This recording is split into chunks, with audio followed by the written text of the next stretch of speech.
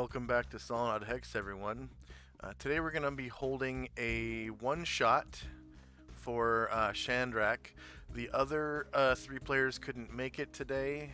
They're doing their after-Christmas shopping, stuff like that.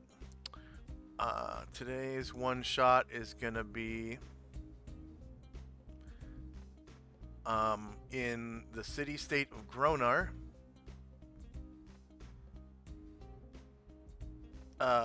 Underneath the city in the sewer.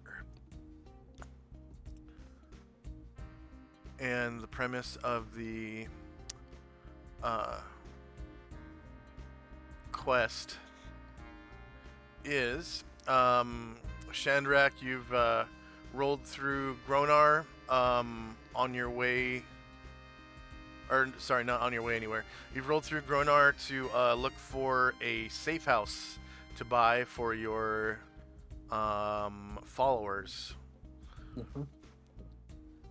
You said you wanted an intelligence unit type following, so that will require a safe house. You do need a some kind of quote-unquote guild hall or guild house.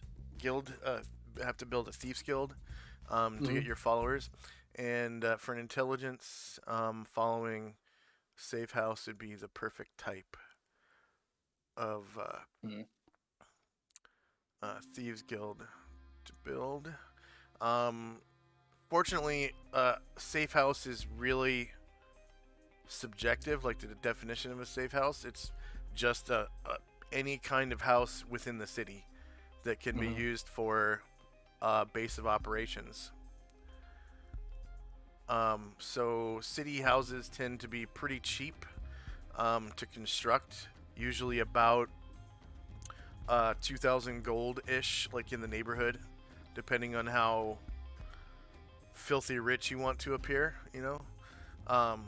The cheap end stuff would probably be a little less than 2,000, like maybe 1,900 or 1,800, and then it goes way up from there. Like, you could build a tower, you could build a grand keep inside the city. You just whatever you want to do. And then each city that you want to move to, you'll need a new safe house in the city. So, and it kind of behooves you to have safe houses in different cities so you can kind of move your guild around.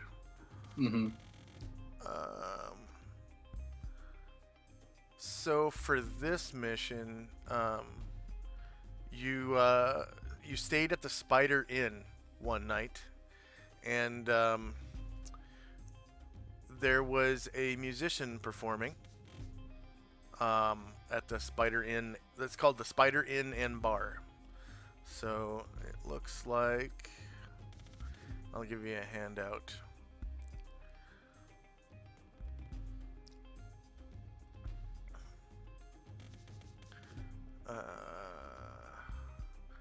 Spider.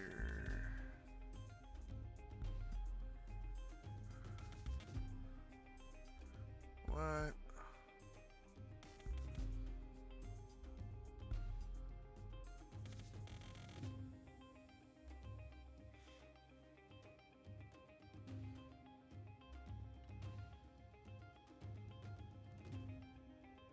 Spider Inn and Bar, come on.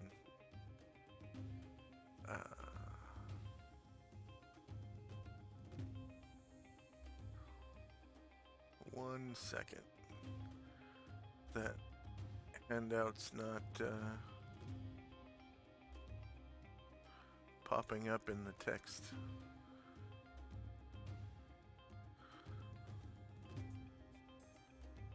I swear to God, I fixed this last night. There must have been a rollback. Ugh.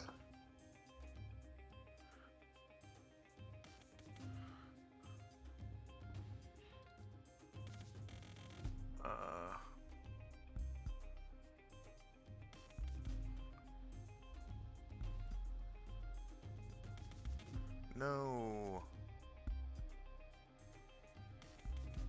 Okay.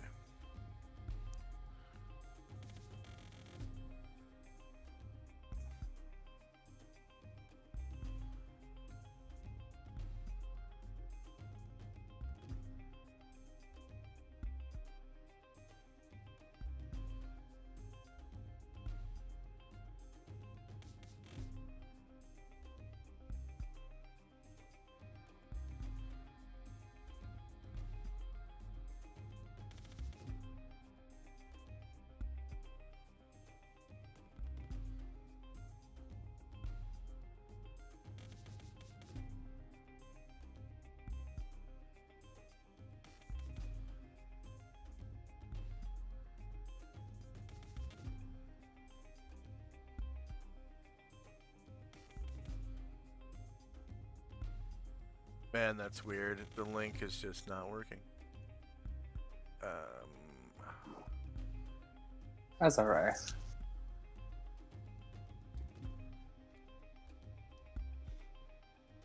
I'll try creating one elsewhere on the page and then copy and paste it. Nope, no go.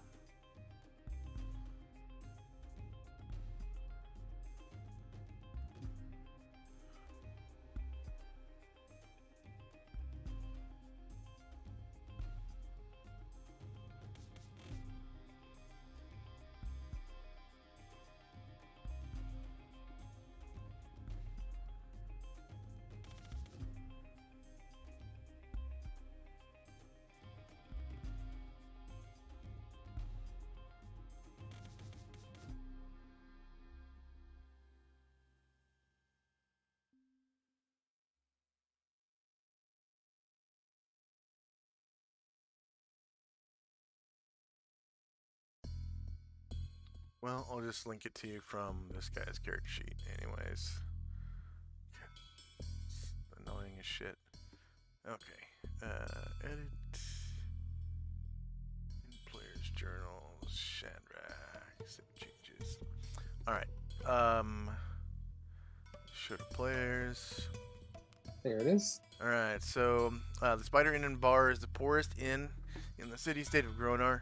It is owned and operated by Stefan Seitz, aka Fat Steve, and his family. His son, Justin the Blue Bard, once played his lute here, attracting quite a bit of steady business, but Justin died adventuring. The Spider is also the daytime hangout of the boss and his gang, the Gronar Thieves Guild. So, you've kind of made contact with the Thieves Guild there through the boss. Well, actually, you've made contact with the boss through his minions at the Spider Inn and Bar. And at the same time, you met the bard that was playing guitar that night, Ryer the Black. And he is known as Ryer the Black because he wears black. In my campaign, bards are known by the color they wear. So Justin Seitz was Justin the Blue. He was a blue bard. Okay, so Ryer the Black has accompanied you to the sewer. During the night, Ryer the Black sang songs of like the local history of Panoplia and the events of the Fourth Eon. And during one of the songs about the local history of Panoplia, he sang of the Gronar sewer, and how there was a secret ancient treasure hidden somewhere on the level of the sewer. Like, he's not quite sure if it's actually in the sewer or in one of the building's basements on the same level as the sewer. But he knows it's below the city somewhere. And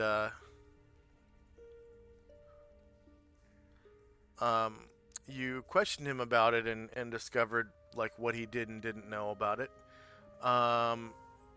You found out that the best way to enter the sewer is through the actual port or like drain or whatever, where the river water enters underneath the city.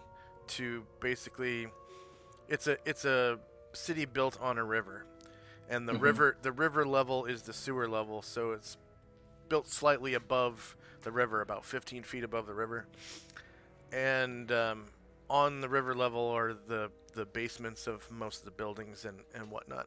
But you found out through his song that the best place to enter the sewer to find this treasure is in where the water intake is. So that's Mm-hmm.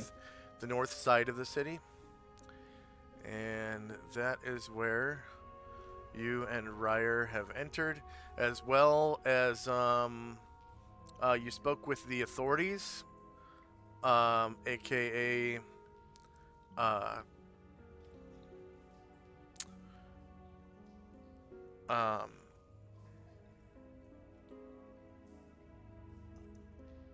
I'm drawing a blank. The NPC that you had control of with the rifleman, Uh, oh, uh, Linus. Linus Ironstar. You spoke with Linus Ironstar about it, and he agreed to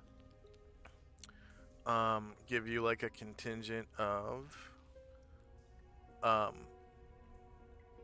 his mercenaries Nice. to delve this dungeon and look for the treasure. Because of course it would be taxed. Of course. So Shandrak, you are here, and I'll shift ping you right here. And one All right. second. So this is Ryer. Shift Z. That's Ryer the Black. He plays guitar and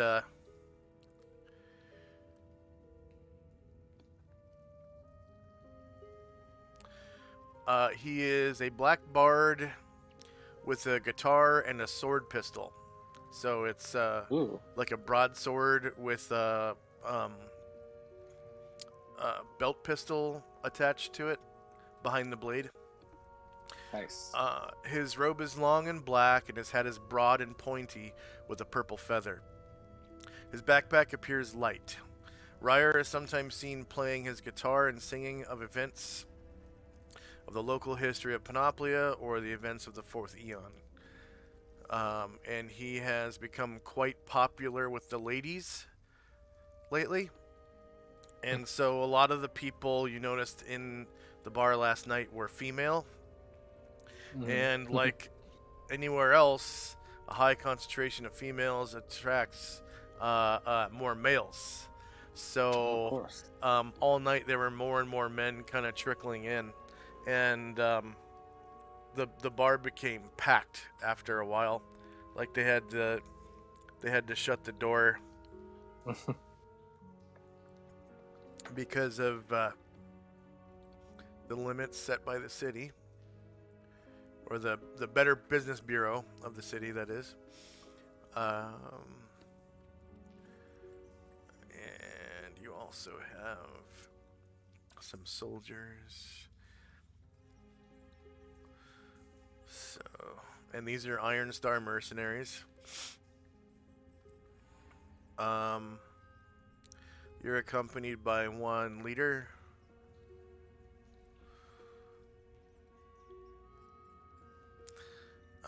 And his lieutenant.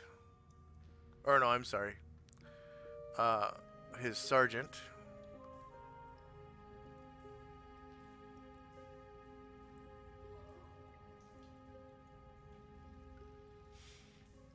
And three veterans who basically look like sergeants, but they just aren't the same rank. Right.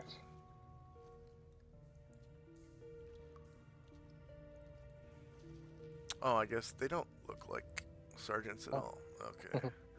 Let's see here. Decided. Random side.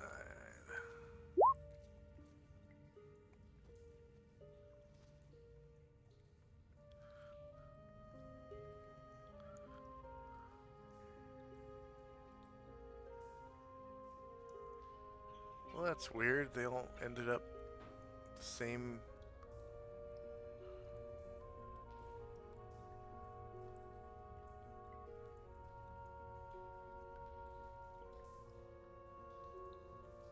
There we go.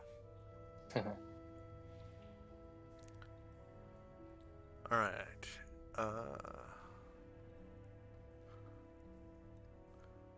So this guy's name...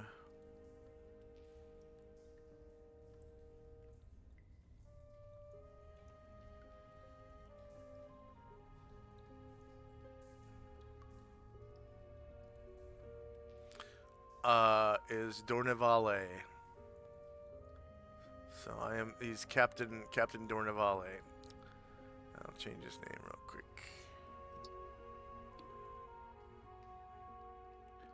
CPT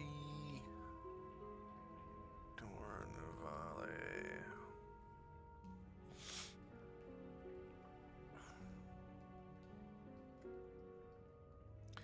And I'll give you access to his token.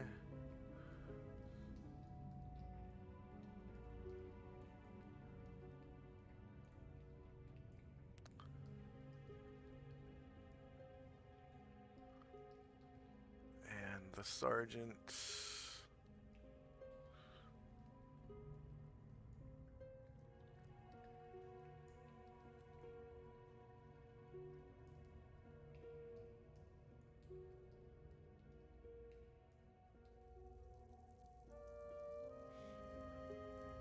And the veterans.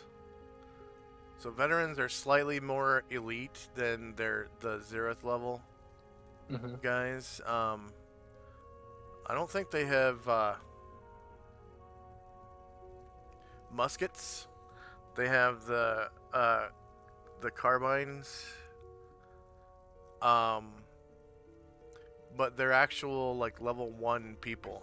So their saving throws are slightly better. They still have the same Sacco.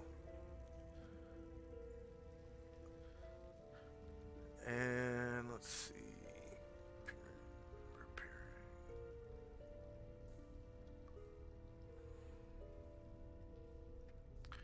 Okay, so the leader, Captain Dornevale, is level 7.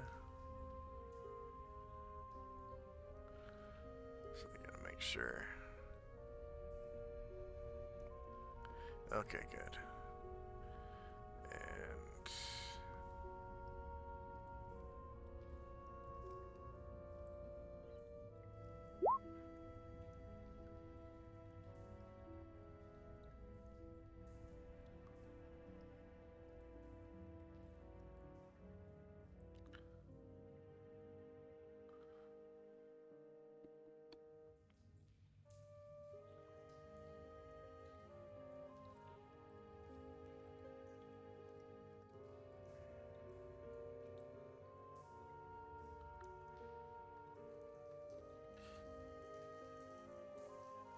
Whoops.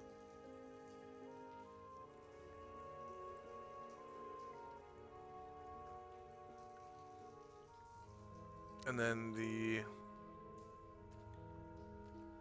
sergeant is level 3.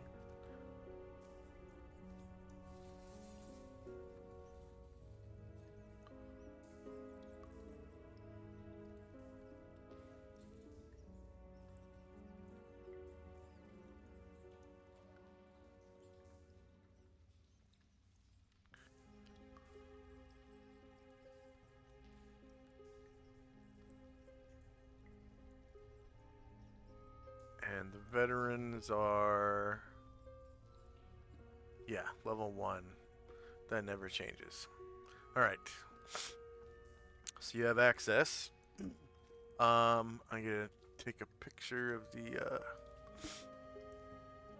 turn order real quick.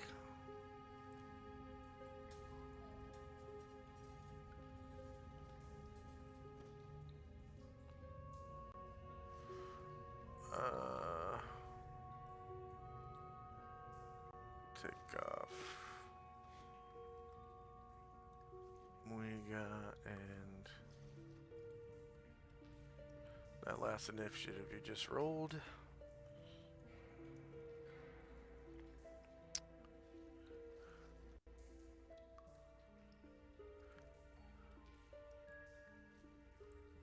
And save as PNG on the desktop. Turn order tracker day after Xmas. Save. All right. So we'll keep the current time.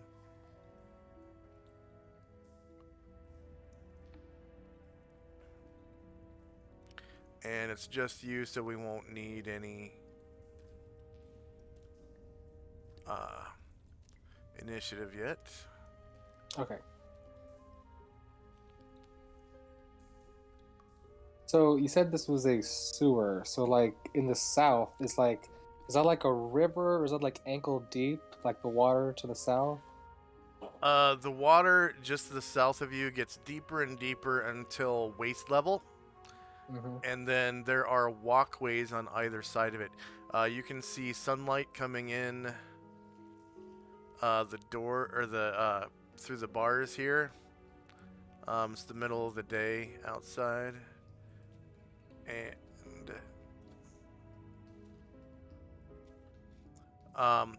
yeah, you can see the water gets deeper and deeper as it goes in until it gets to waist level. So that's about 3 feet deep. And then there are walkways on either side, and you can see that some of the there's like moss on the walkways and like sludge. And behind you, intermixed in the bars, you can see like lily pads have grown there. And then a little further down south, I think this is you.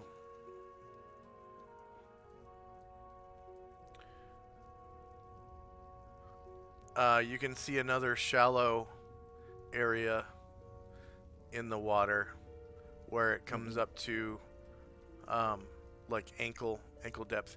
You're basically where these stones are that you can see in the water. It's ankle deep, so it's not really a pain to walk through it all. It doesn't change the speed at which you move. But when you're in waist deep water, each square counts as 2. It's difficult terrain. Okay. From that's third edition rules, but yeah, each square of plain old water is going to be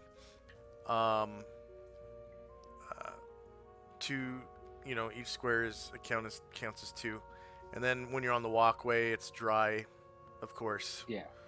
And you don't have to worry about it. And when it's ankle deep, you don't have to worry about it either. It's just that you're standing in water. So like Right. That affects electrical attacks and stuff like that. Of course. All right. So everything ready? Yeah. Okay. And Chandrak will look over to the captain and say, well, let's go get this treasure. And he'll kind of point down. All right. You lead the way.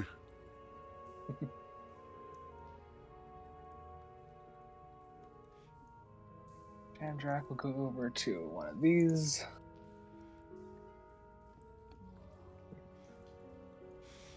And from the rocky places, it's only a slight step up, of course. And then from waist level, it takes like 2 squares worth of effort to get out of the water onto the walkway.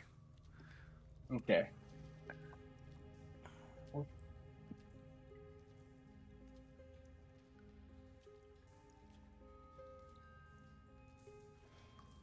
Oh my god. Okay, I'm sorry. My computer's doing the thing again. So for some reason, sometimes this happens where when I try to move my token, like it'll okay, now it's not okay, well, it's fine now. But okay, I don't know what happened. But sometimes like that screen will come up, it'll have like token options when I'm trying to right click.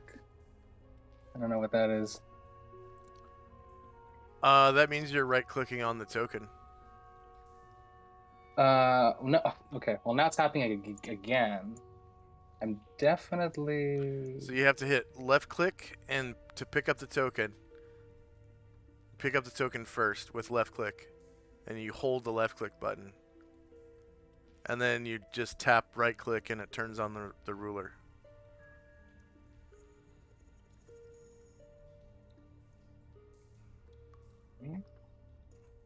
What is going?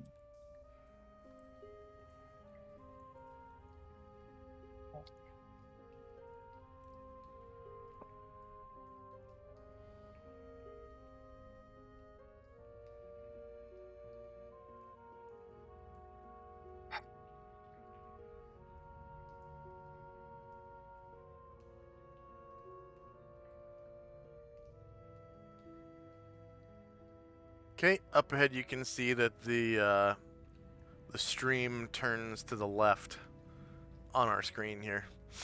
Mm-hmm.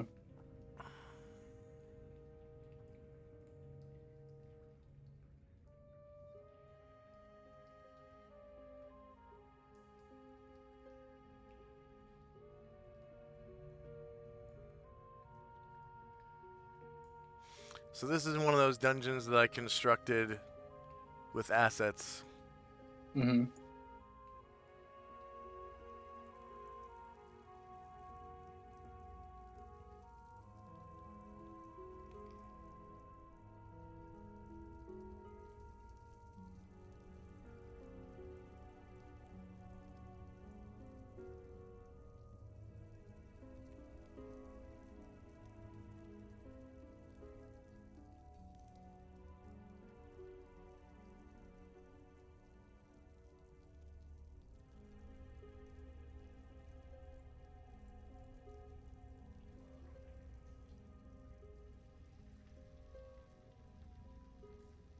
The token setting bar keeps popping up, and I'm left clicking. I mean, it's supposed to as soon as you left click on something and select it. Well, but I have to. But I'm have to hold it down to drag my token, right? But it keeps popping up while I'm trying to move them.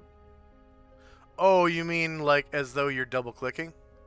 Yeah. Ah, that's weird. That means your double click settings on your mouse are too sensitive. Mm-hmm.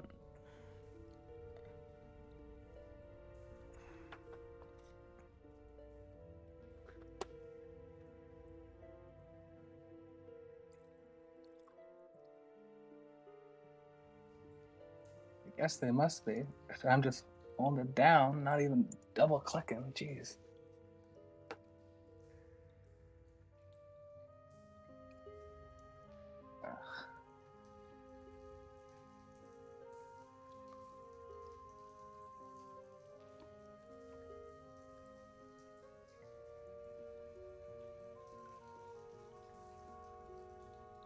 Oh, oh my god.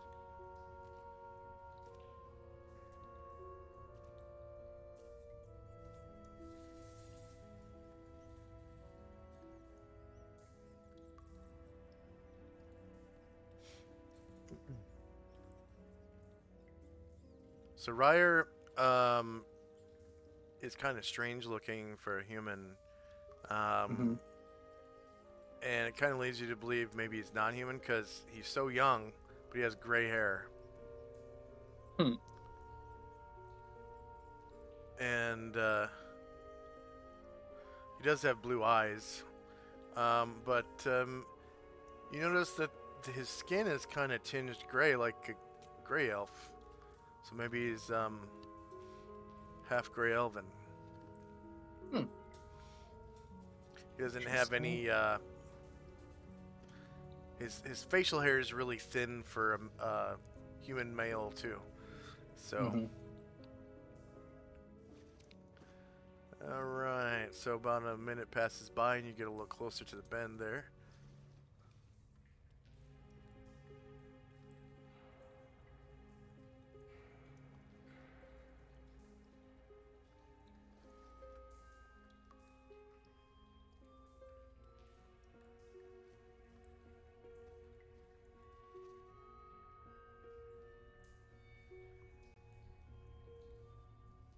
And you can see there's plenty of moss growing here where the flow goes around the corner.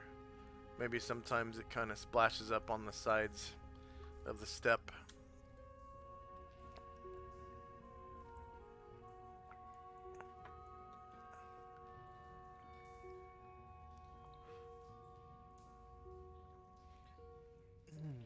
The water here is, of course, fresh river water from the Spoot River.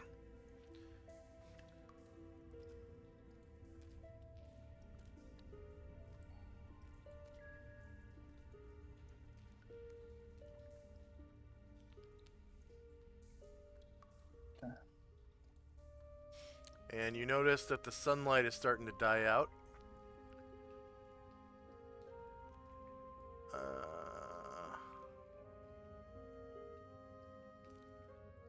Because look what happens when I do this. If I take Shandrak off the map, all these humans are in the dark. Mm-hmm.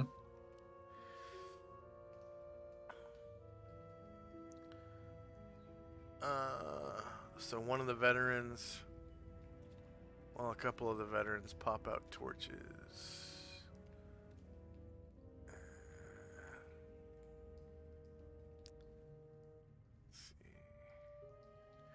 Miscellaneous tokens, light sources, torch. Veteran does, sergeant does, that veteran does, and captain.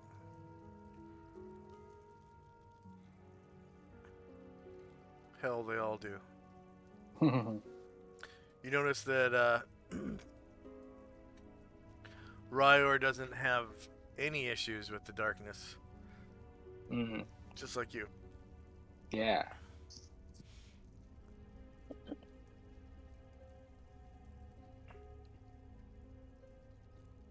Alright. Continue on forward.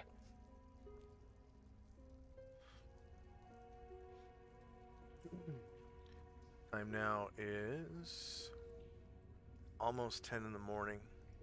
It's like 6 minutes to 10.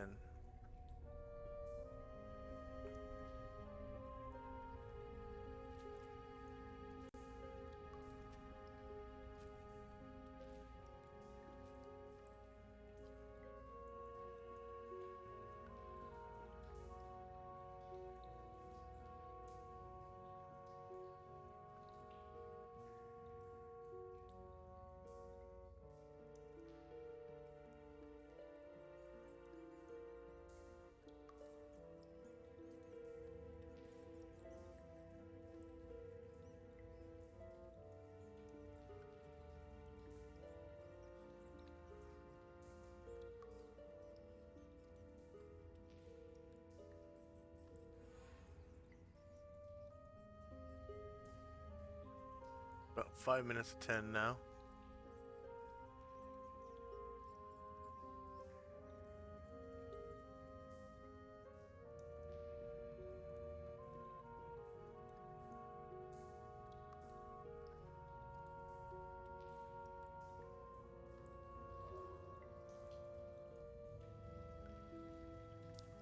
And go ahead and stop. You hear something ahead in the darkness. Mm-hmm.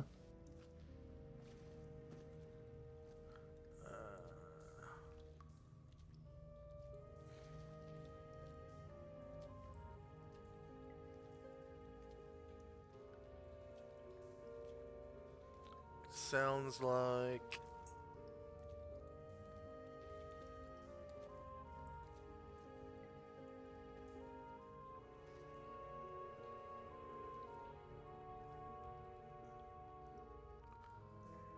sounds like a really big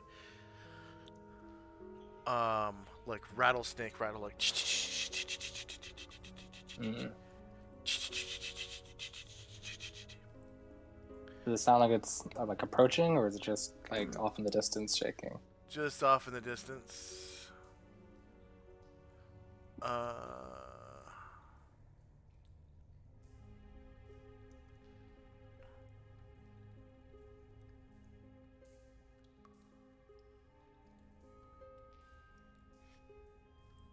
and you feel this sort of like cold air. Mm-hmm.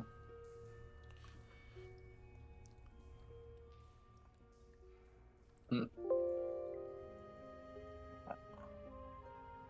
Andrak will he'll cast protection from evil on himself. Okay, 1 second.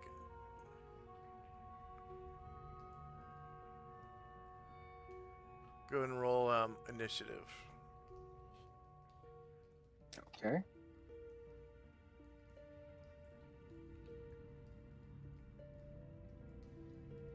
Wait, do you want me to roll like the spell initiative or Yep. that? Okay.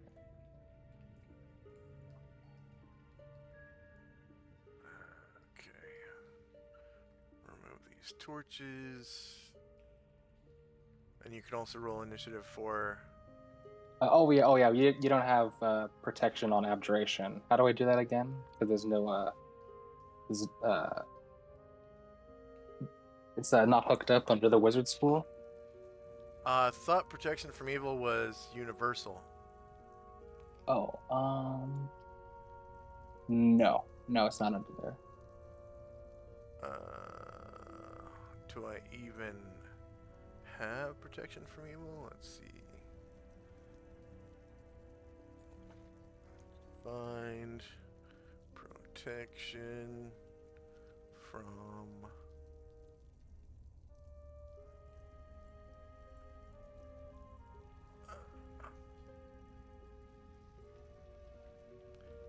priest 1, priest 3, 10-foot radius, wizard 3, protection from normal missiles. So I don't have the wizard version. Mm-hmm.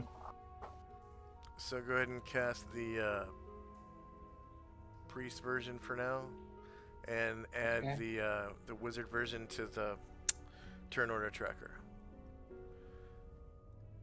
And when you come up with your initiative, just subtract 2.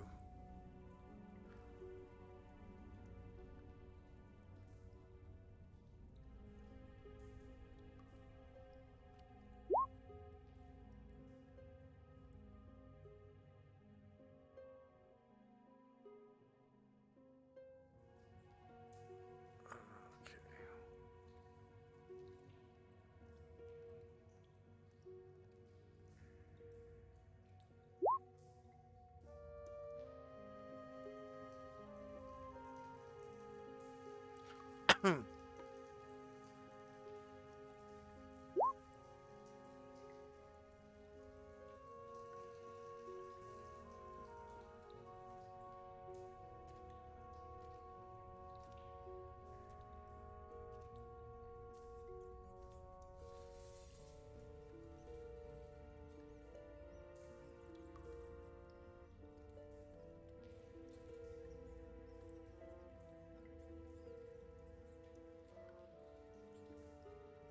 And then don't forget Ryor and IMC leader. Yep, there you go.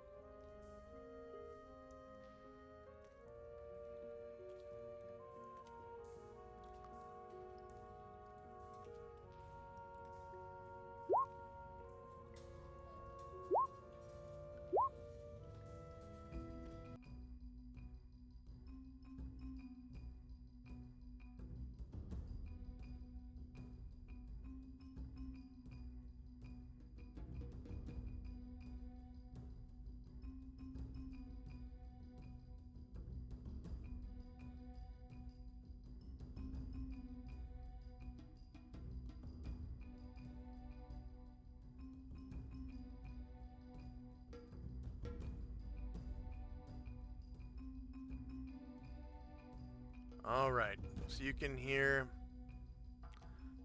this big creature moving slowly towards you. And the shaking of like a rattlesnake's tail. And then you hear the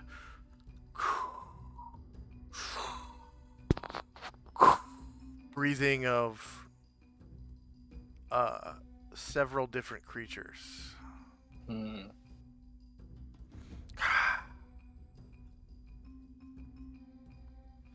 And it's right about here. Most of you can't quite see it yet.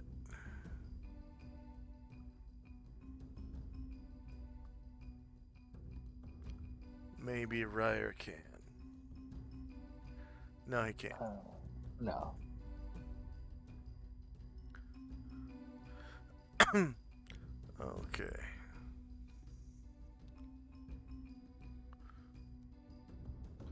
Let's see. Oh, jeez.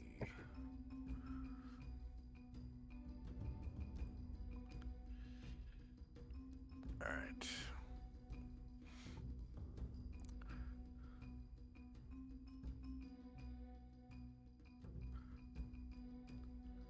So whatever it is super slow because it goes last. Okay. 20.88. Okay, first up is one of the veterans. Let's see. Okay. See, he'll attempt to take a few steps forward, see if we can see it.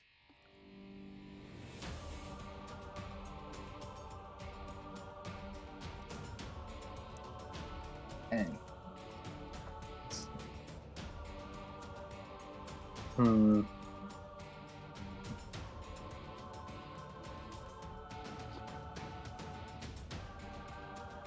Okay. So he's gonna go back a few spaces. And he will wait to fire if anything comes at him. Remember, you can throw your torch up to I think it's 4 squares. It's the same throwing range as a club. So sure. You know what? He'll go another step forward and I'll attempt to throw the torch. See rules. Gear and equipment. Weapon and armor data. And show to players. So whatever the range for a club is.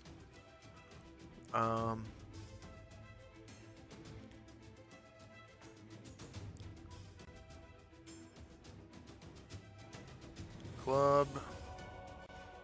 Regular club is 246. So you can throw it up to 6 squares. Alright, yeah, cool. Yeah, I think I'll try to throw it through the 6 squares. So is that a check or what is that? You just move the token. That's the torch, right? Unless you're trying to roll to hit somebody, you just roll the token. I mean, move the token. Alright. And can you take a shot at what looks like a toe or something? Yep.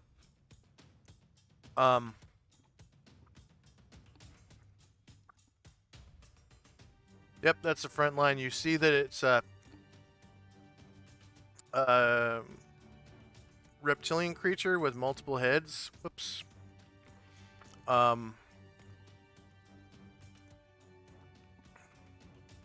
So it looks like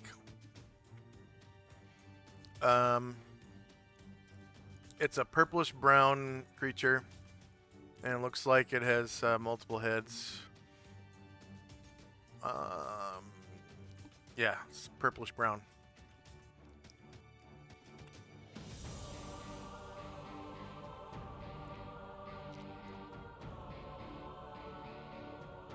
And from here, it's 1, 2, 3, 4, 5, 6, 7, 8, 9 squares away.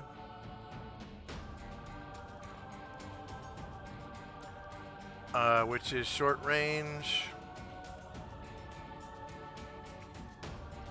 with the flintlock carbine.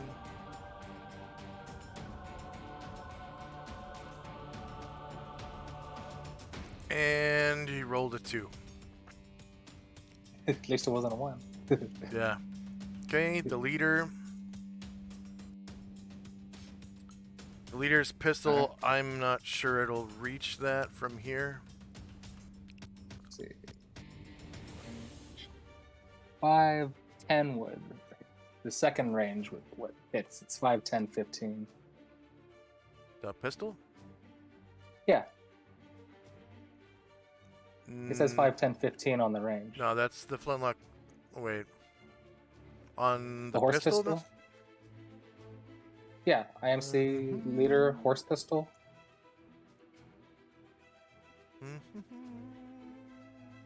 I'm seeing 5, 10, 15. Yep. And from where he stands, it is exactly 15. Oof. So Alright that's then. long range. Yeah.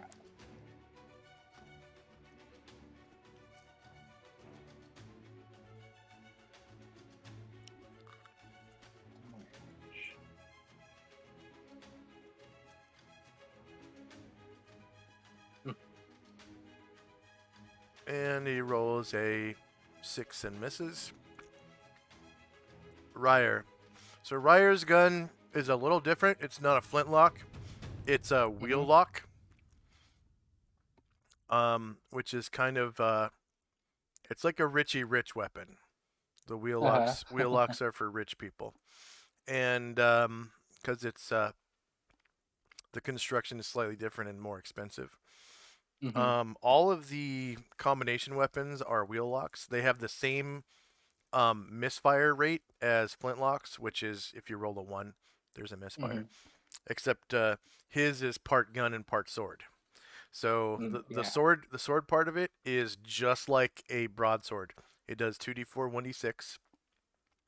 And then the gun part is the damage is just like the damage on a flintlock belt pistol. It does 1d8, and there's a 25% chance that it does another d8. Yeah, nice. He's going to move a couple steps forward. And then he'll take a 5-foot step into the veteran space so he can try to take a long-range attack.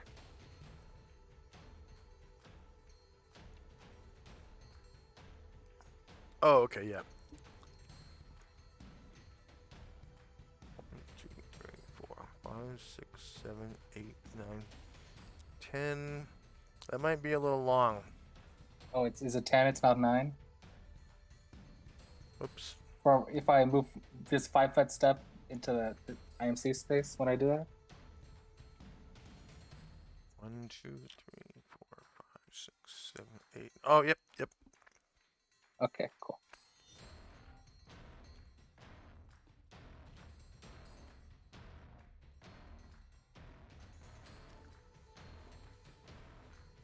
And then notice his rate of fire is not every round, it's every other round. Reason being, he's a rogue and he can't specialize. These other guys are warriors, and they count as specialists with their weapon because they've trained.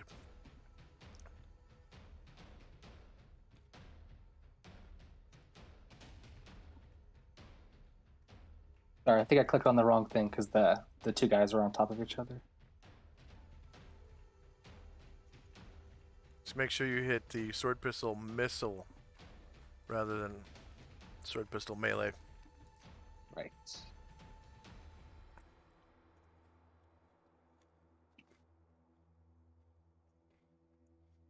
And of course, long range.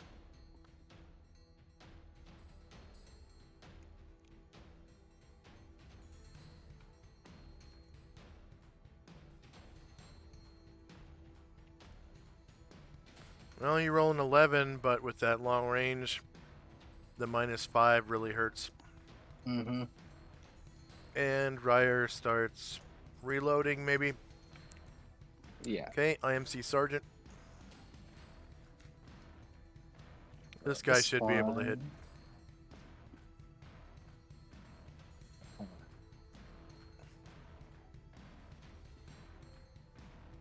Should be able to hit.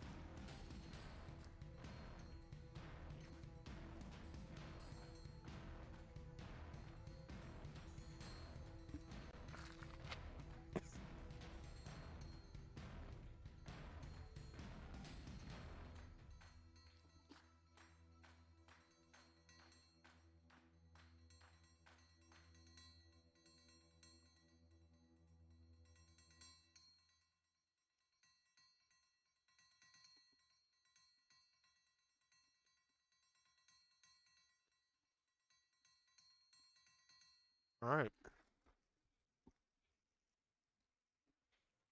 You do 10 damage.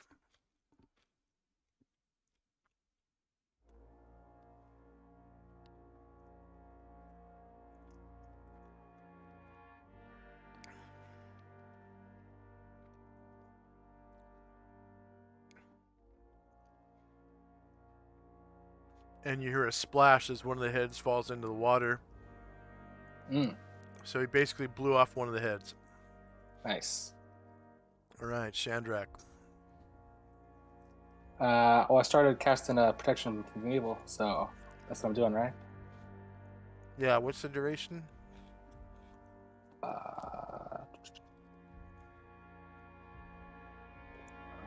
Pretty sure it's just 2 rounds per level.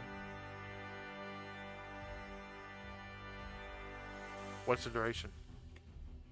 Oh, yeah, 2 rounds per level. That should be 18 rounds. Okay.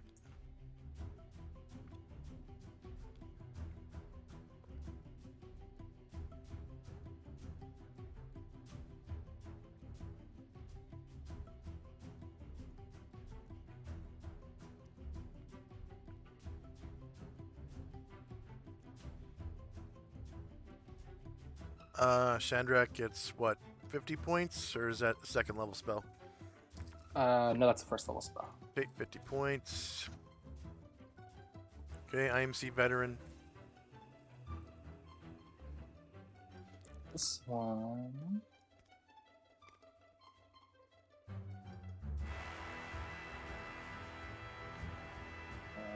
Yeah.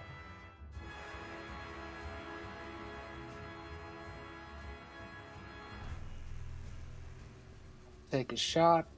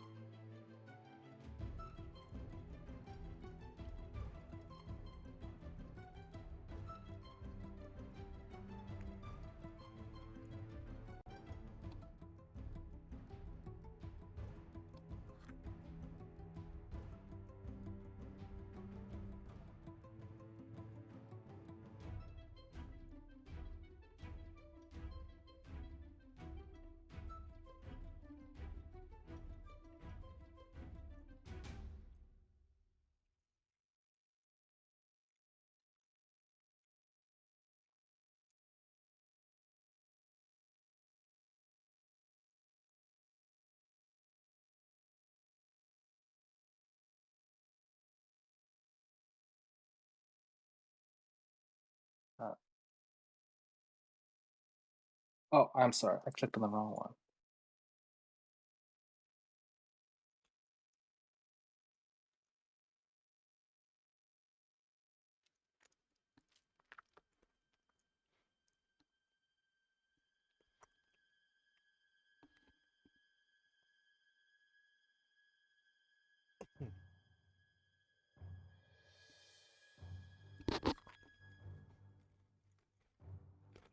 And that's a miss. Last veteran. Come on. Hit it. Do a 3 again.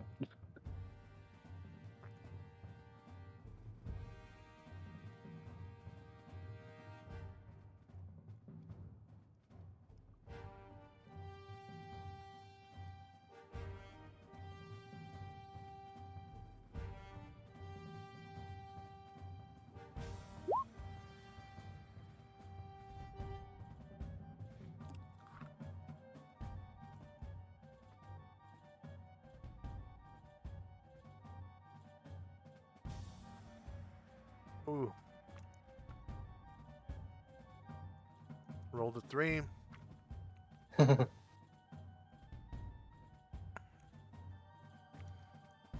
right, the Cryo Hydra moves up. 1, 2, 3, 4, 5, 6, 7, 8.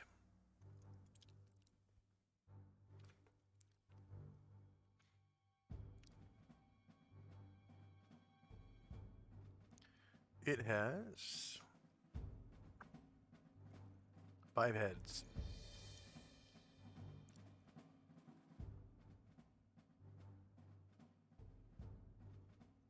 First head bites at the IMC veteran.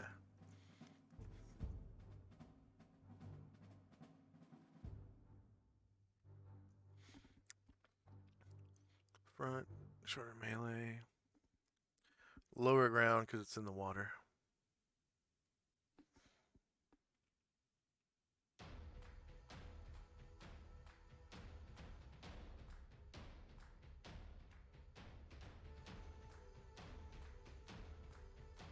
And no mods.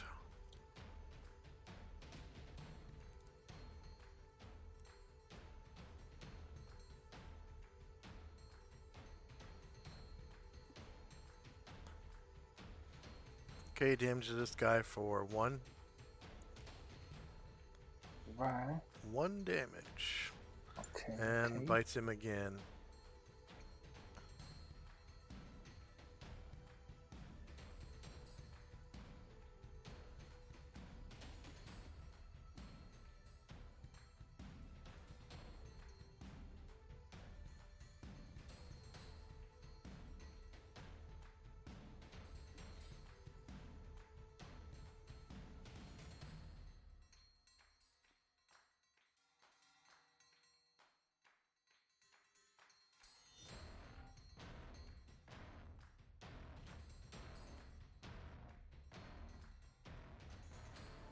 Ooh, rolls a 1. All right. Oh boy. So crit fail. Hey, Smurf is here. Smurf Hey, is Smurf. here.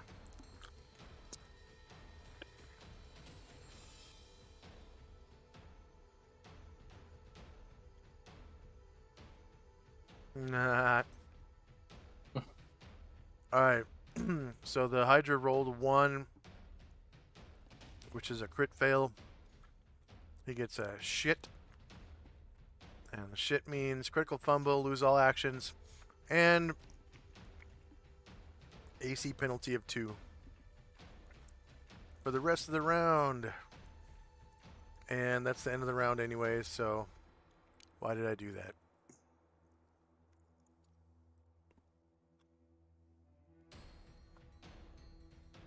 One of the advantages of being a super slow creature is if you roll a crit fail, you're last anyways, so it doesn't matter.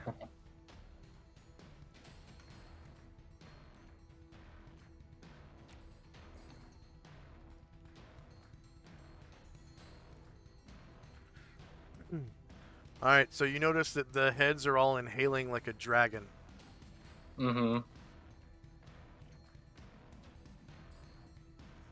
Alright. Shanjack will motion. It's like, get some distance.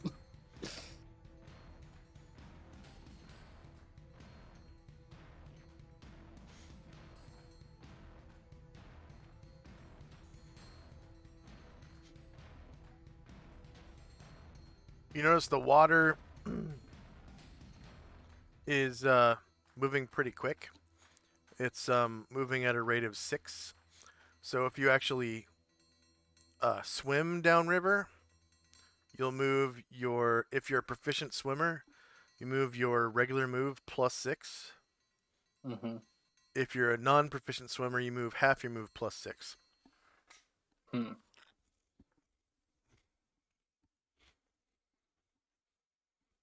And you can't swim if you are encumbered. Mm-hmm. If you're not encumbered, you can swim in just about anything except for metal armor.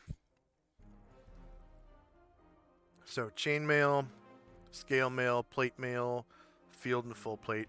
You can't swim unless you're a special race like bullywugs, the frog people. They can swim in plate, and then also water genasi can swim in armor. All right, so here we go with round 2.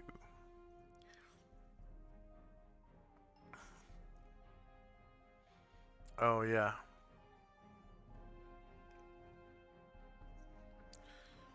There's 1, 7, 6.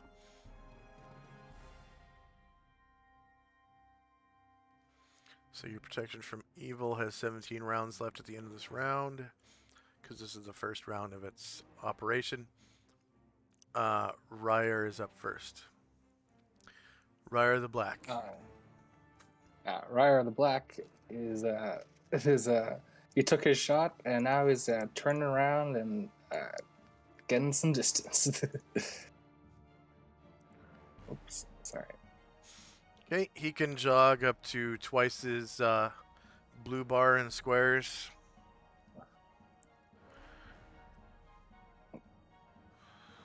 If you're jogging. If you make a full move, you can take cover.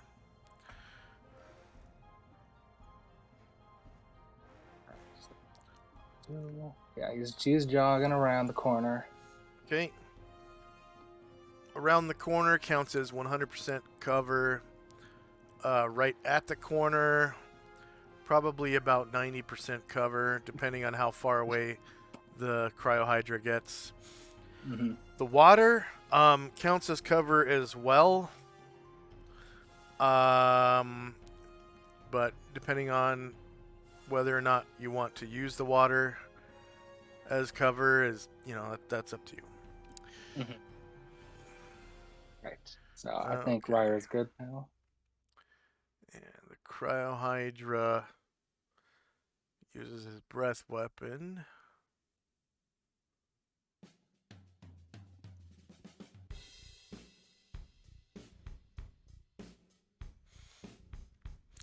And the heads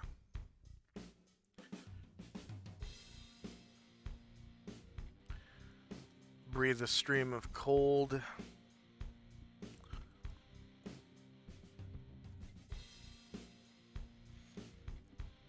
air. And it looks like it hits the veteran.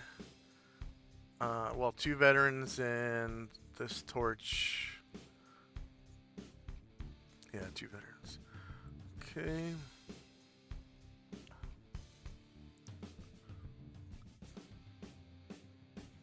Stream of frost, 10 feet wide and 20 feet long, which does 8 points of damage. And they get saving throw versus breath weapon. And the veterans count as level 1 warrior.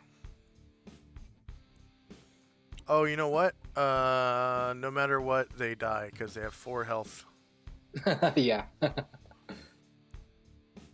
Oh no, this one has 5. This one has 5. If he saves, Oh. He'll survive with 1 health. Okay. I forgot that one in the front got bitten for 1 damage.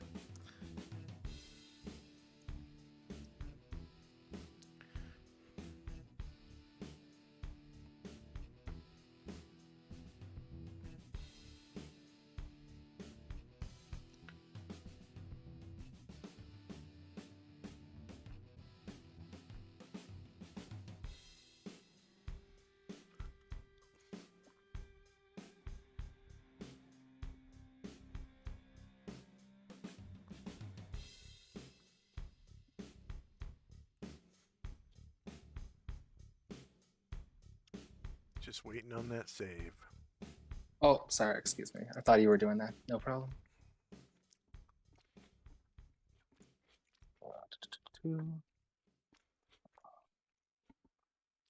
Breath weapon.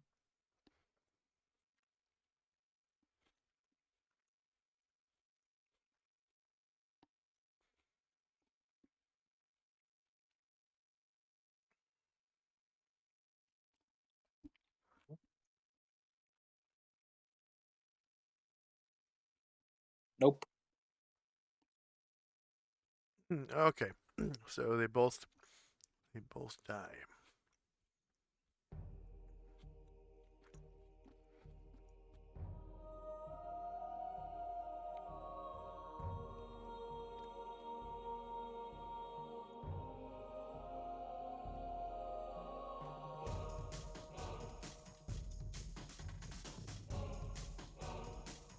Shandrak. Shandrak is gonna start jogging back along the wooden planks. Oops, dang it. It's actually made of stone. Oh, it's stone. Yeah.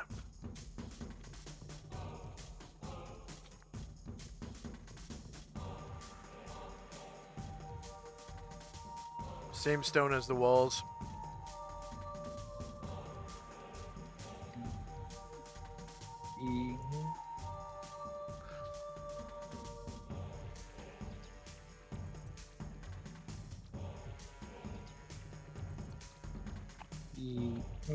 Yeah, there. And he'll stop there. That'll be his move.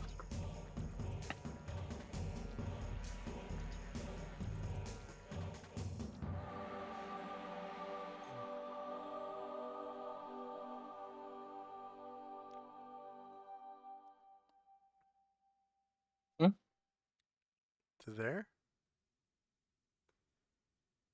Yeah, but I'm jogging, so that should be good, right? Yeah, you do have 10 more spaces if you want.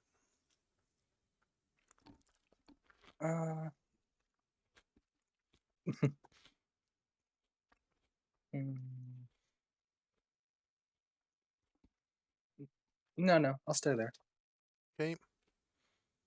IMC veteran. So for him, okay. So can I take shots and still do my full movement? They can do one. Let's see. They can do half their movement and half their shots, which is minimum of one shot, and they can do half movement because they're not proficient at missile style. They're just specialists. Okay, so I'd like to do that then. Half movement, one shot. No, I'm sorry. They are. Yeah, they're proficient in fucking yeah. They can do a full move and all their shots, which is one per round.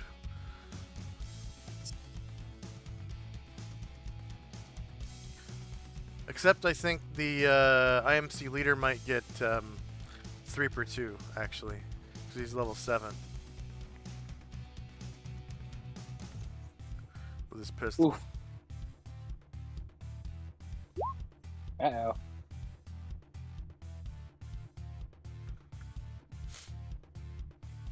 Oh, okay, so that veteran is stuck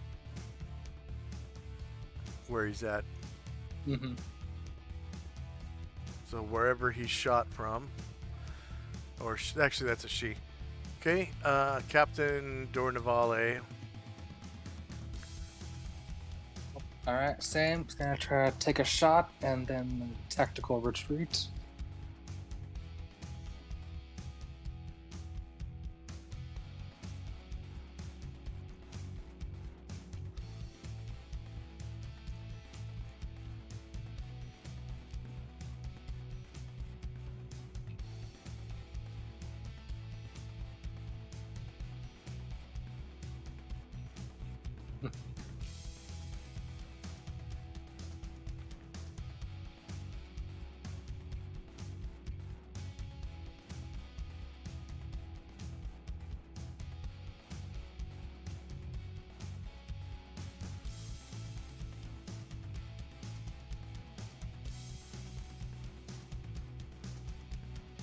And we'll make his movement.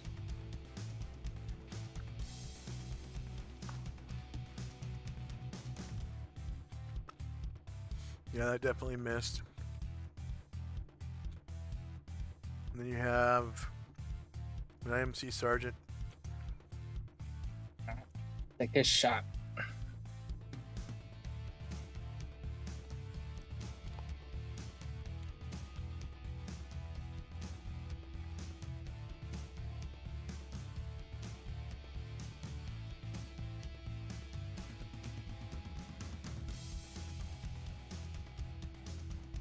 Fruit.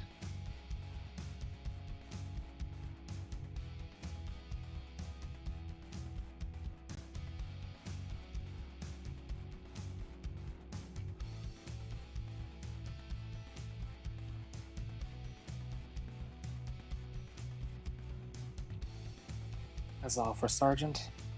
Okay.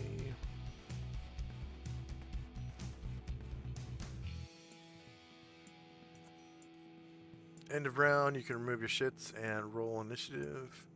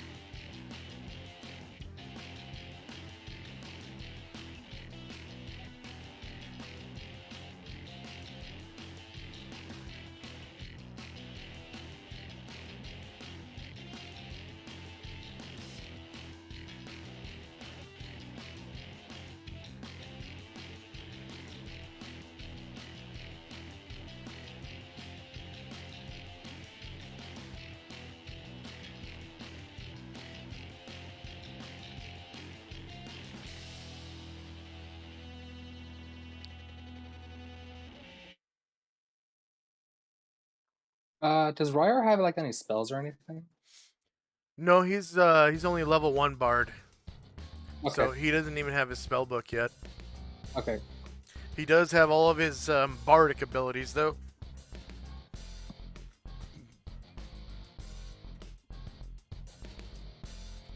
Counter song, influence reactions, legend lore, rally allies, and spell translation.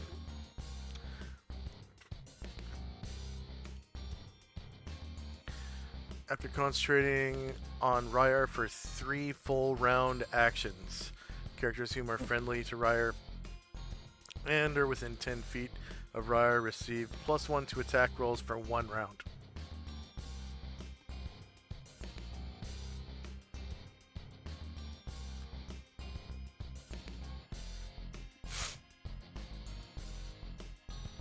So you basically have your bard in the back.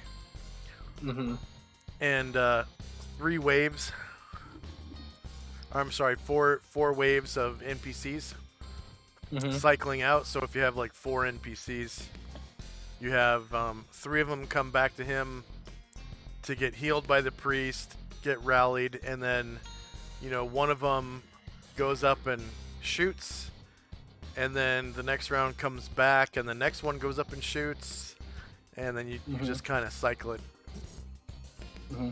Can I still move after doing rally with Ryer? When he's doing any of those things, he can do a half move because he's sitting there. He's sitting there playing his guitar. So Okay. while you're performing, you can move half your blue bubble in squares. Okay. So that includes counter song, influence reactions, and rally allies. Legend lore kind of takes your full concentration because it's almost like the identify spell but weaker. The cool thing about legend lore though is it is it's super level dependent. It's like 2% per level to know everything there is to know about an object. And then there's like a 5% chance to know like the story background. Yeah. And then, or sorry, like 10% chance per level to know the story background or something. And then, or maybe it's 5% chance to know the story background, 3% chance to know one ability of an item.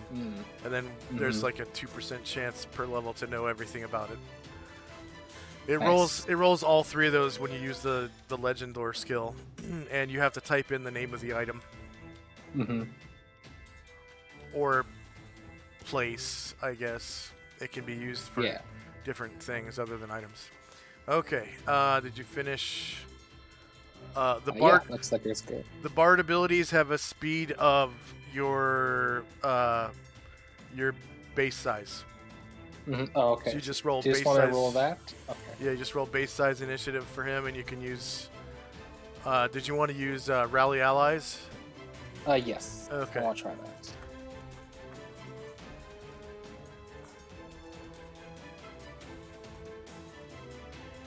Okay.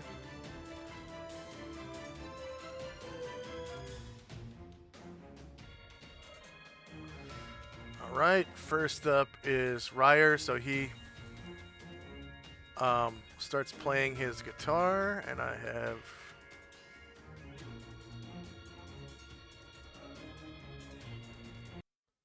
Guitar music.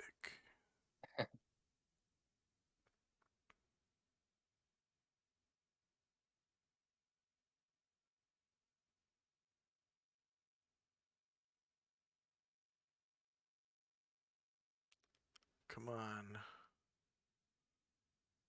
Play the song. Huh, that song just doesn't want to work. Let's try the I'm getting the next one. song. You are? Yeah. Kind of like Calypso a little. I really like this song, but it's not playing for me. Maybe if I go to a different page. There we go. As soon as I switch pages.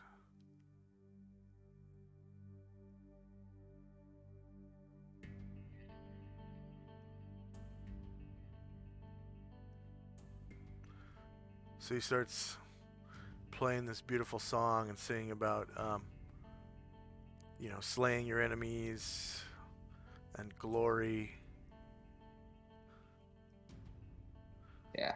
And if I can, I'd like to just take a couple steps with him in these more shallow spots. Yep. So he's closer to the people. Yeah, he can move up to 6 squares.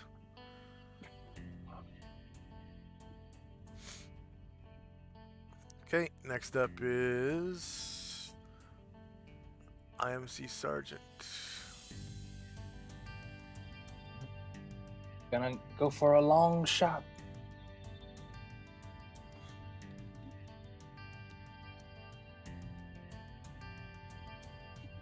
Really like this track. Impact on Dante.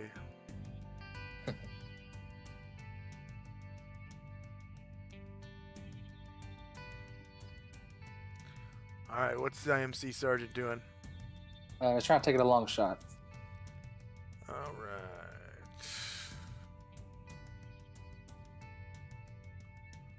18 squares. So it's actually medium then.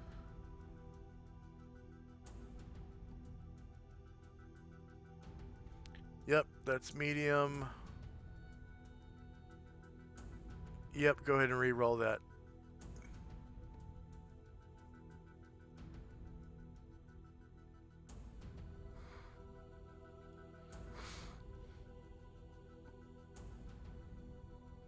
Oh, so close.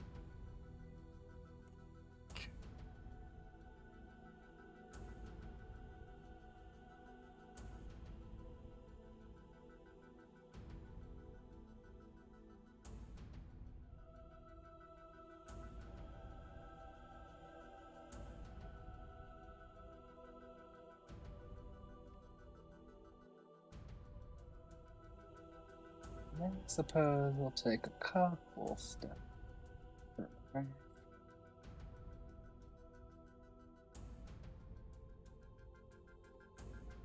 So that's the range of Ryer's Nice. music effect or whatever. Mm-hmm.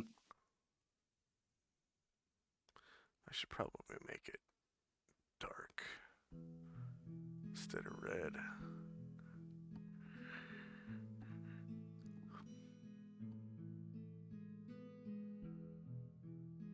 There we go. Alright, Shandrak was casting Fireball. Yep, so I'll take a 5-foot steps into the sergeant's space and then cast his fireball. Okay.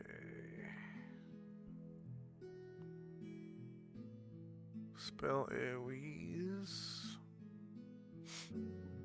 Wizard.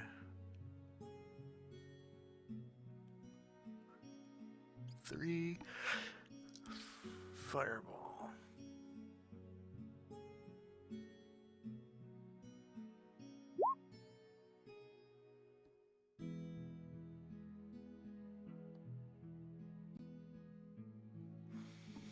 Okay, you can go ahead and move that wherever you can see.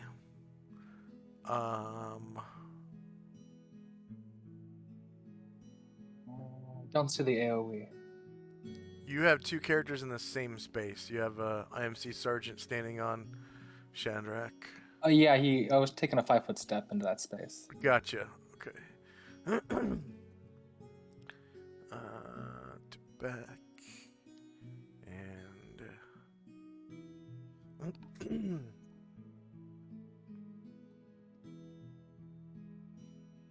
so Shandrak can't actually see that. You can't? The center of that, no. Let me put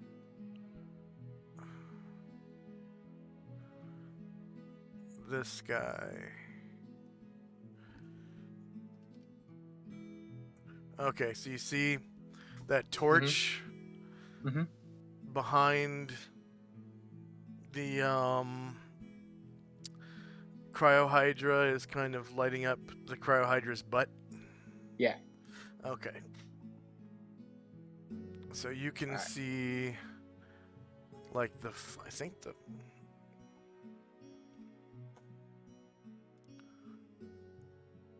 front. Oh.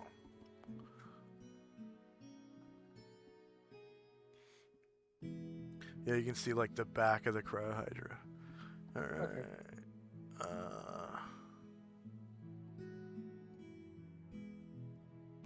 Yep, that's the center that you can see. It's kind of centered in the water, which is fine. Whoops.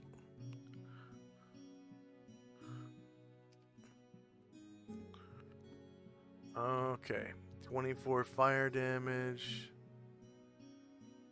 And the cryohydra isn't submerged enough to get cover out of the water because it's a huge creature, and it's only 3 feet deep, so that's basically up to its ankles. Yeah. So it just gets a regular saving throw, even though it's in the water.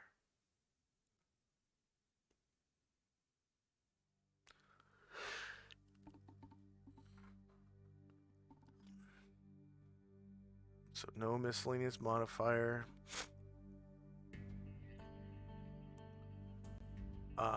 And it counts right now as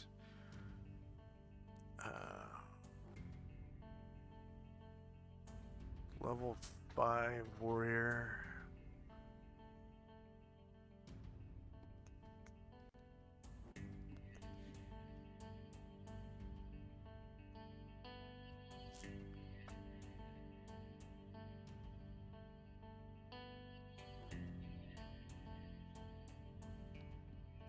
Not multi-classed, not triple-classed.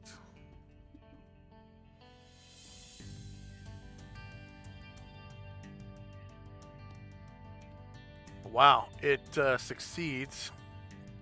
Its target number was 14, and it rolled a 19. So 19 is going to pass on most saving throws. So it only takes 12 damage. But, check this out. Right now, it has 5 heads. You damage it for 12 damage. Now it has 4 heads, so you burn off one of its heads. Nice. And we'll put the fireball on the map layer.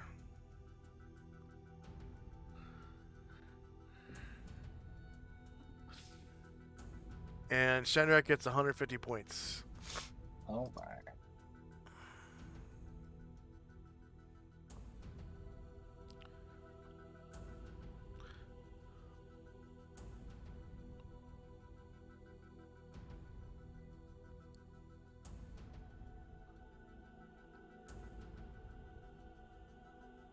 And then Chandra moves back into his space after the 5-foot step. Okay.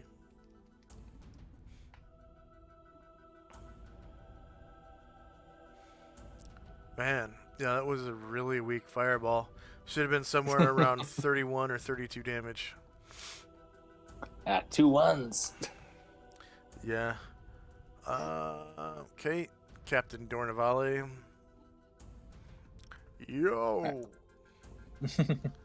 So, okay, so if I took a 5-foot step with him here, do I get the +1 from the bard inspiration? Okay, so go ahead and roll the Bard Inspiration because it takes a couple rounds for it to activate. Oh, okay. I actually have to just be in the AoE for 3 rounds before it activates. That's what that is?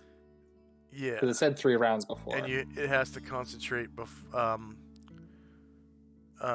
He has to concentrate on Ryer, like listening to the song. Okay. So and then that's what it lasts for. Okay. I'm pretty sure it lasts for like a range of rounds. Mm-hmm. Go ahead and roll Ryer's bardic ability.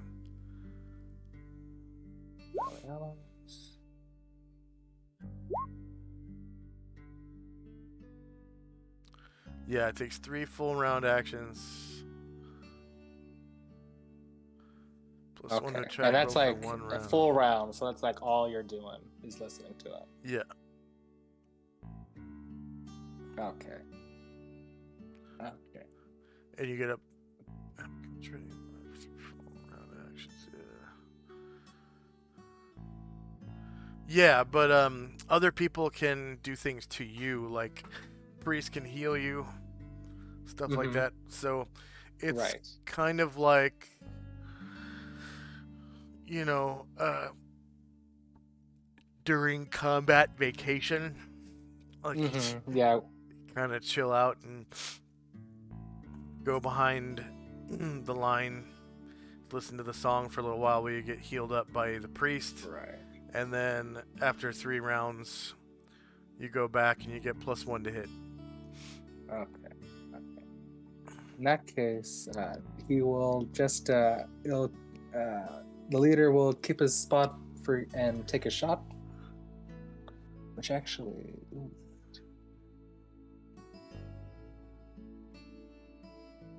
Well, actually, I think it's out of range for his pistol. So, is that another penalty, or is that just out of range? You can't hit that. Out of range, you can't possibly hit it. Okay. You could shoot at it, but you're gonna miss no matter what.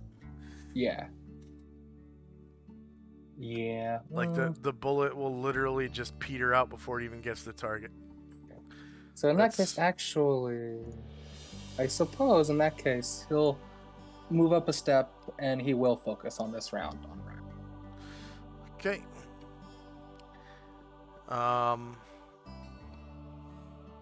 IMC veteran. That's the one right in front of the cryohydra. Yeah. Very scared. We'll take their shot.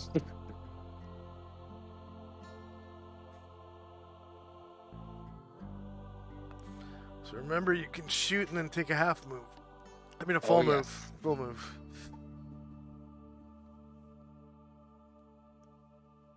And that you can outrun that cryohydra because it's pretty slow.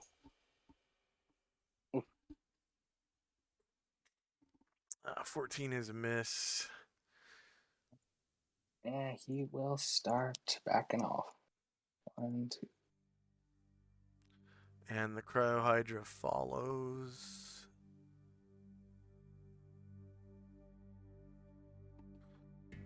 One, 2, 3. 4. You say I could take my full movement or no? 6. Yeah. 7, 8, 9. That's as far as she goes. And okay, end of round and initiative. Whoops.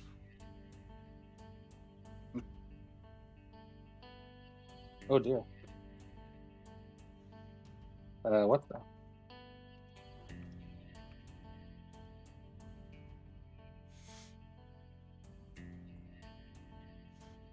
So it looks like 9 is its top speed.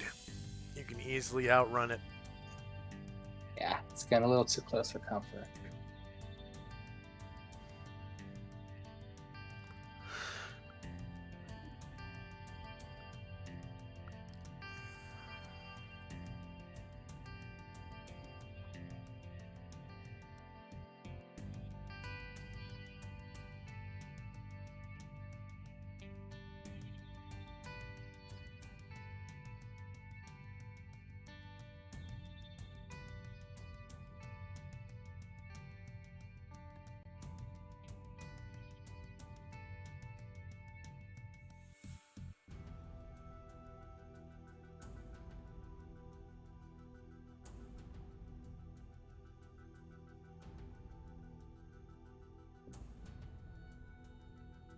Okay, you ready? Actually, hold on a second. I want to do the horse pistol with the leader. Let me just reroll it. Remember, Ryer can use his bard abilities and still make a half move. Okay. So, okay, yeah. So it'll keep on singing while you're moving. So I think that's everything. I'm good. And remember, each square of water counts as 2. Mm-hmm. Okay.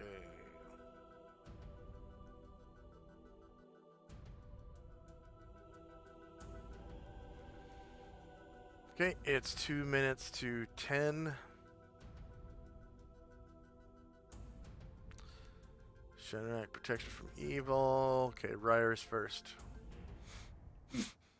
Okay, well, didn't want that, but that's fine.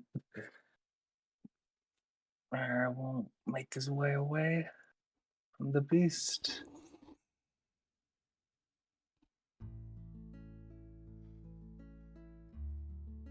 And yeah, I think he'll stop singing and he'll make a full action if he can. Okay.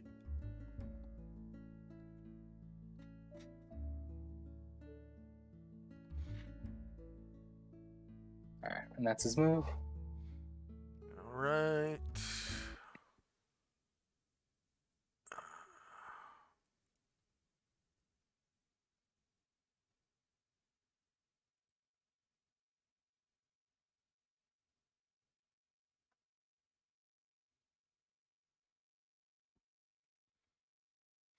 Shandrak. Shandrag will look to the crew and say, "Withdraw, withdraw."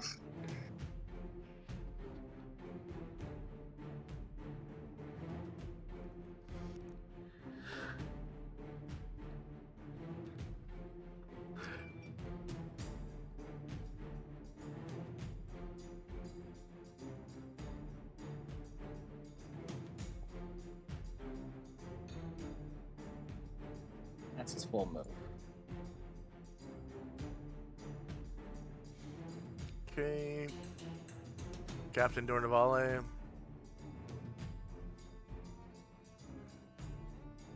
There he is. Okay. Can I make my full move and then wait to see if it comes closer to shoot it? Yeah. Yeah. So that's what I'll do. I'll take his full move and then wait if it comes in range. You can also shoot and then make a full move as well. I don't think he can see him anymore. Isn't the in the darkness, yeah. Mhm. Yeah, the ice froze over one of the torches, Mhm. and it went out. So the torch is right here. Yeah. This guy is gonna move back further into the light.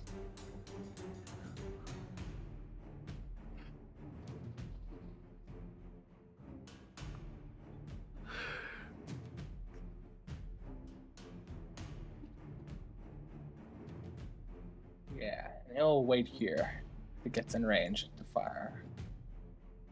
Okay, IMC veteran, female.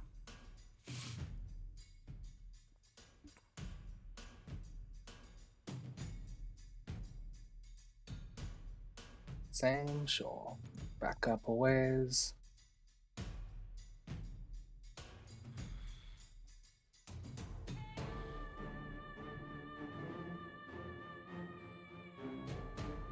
And wait.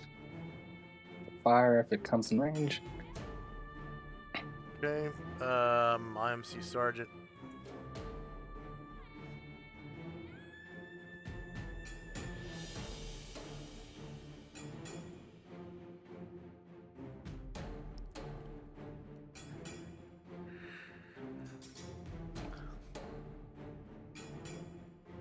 You're not dropping any torches or tossing any torches or anything?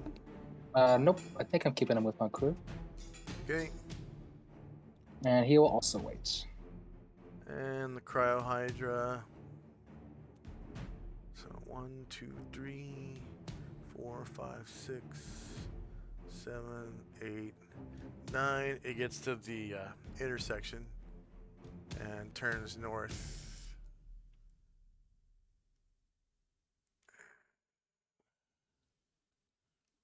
So, do I'm able to see enough of it to fire? The humans don't see him at all. No, it looks like I get a little bit of it. Although that might be Chandrak's perspective. Let's see what happens if I take Ryer and Chandrak off the map. Oh, nope. Okay. Yeah, humans can't see.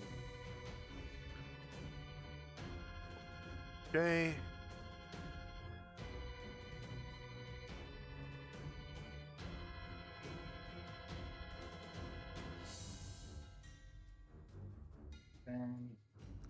End of round.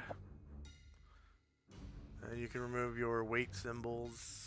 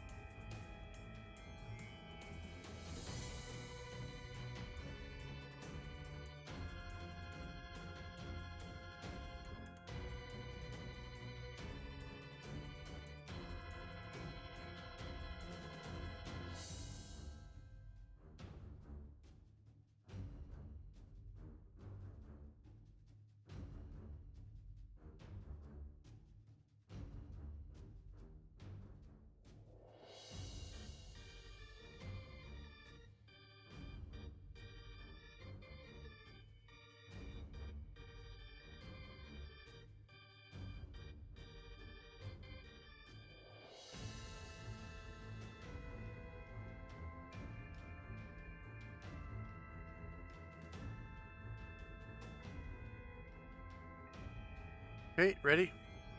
Yeah.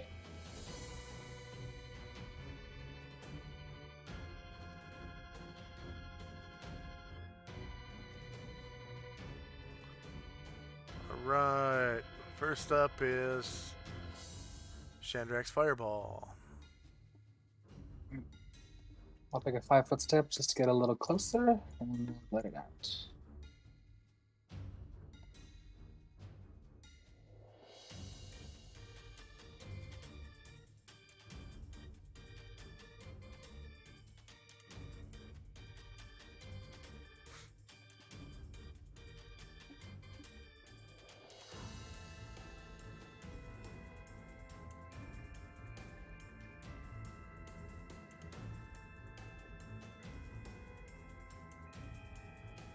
Oh, there we go. Put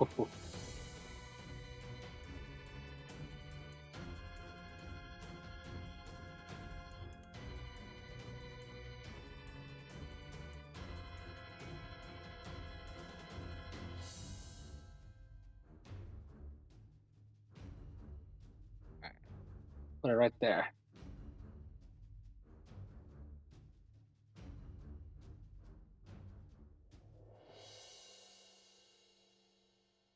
Okay.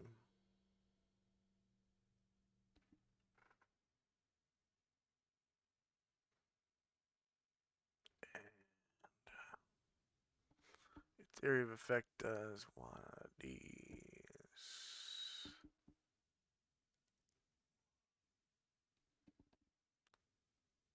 One of these. Bloop.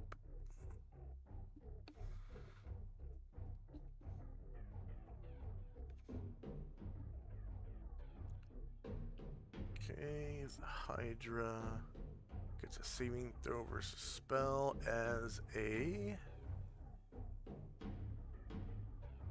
4th level fighter. 4 heads, 4 levels. Warrior 4.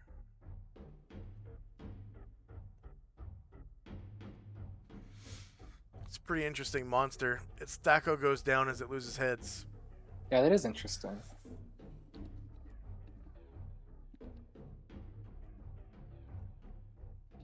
Okay, you inflict the entire 43 damage on the Yeah. Cryo Hydra and kill it. Go ahead and describe.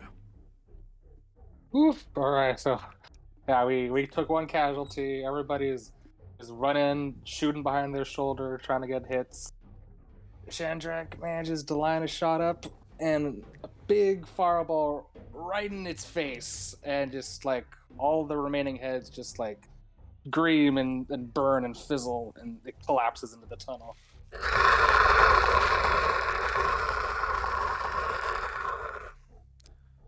It screams as it dies.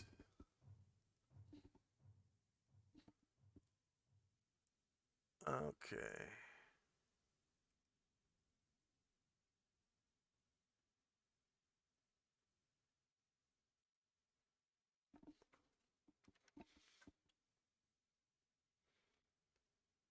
All right.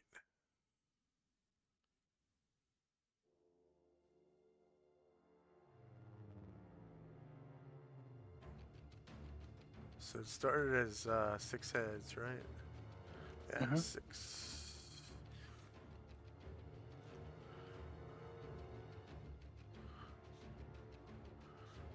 Um,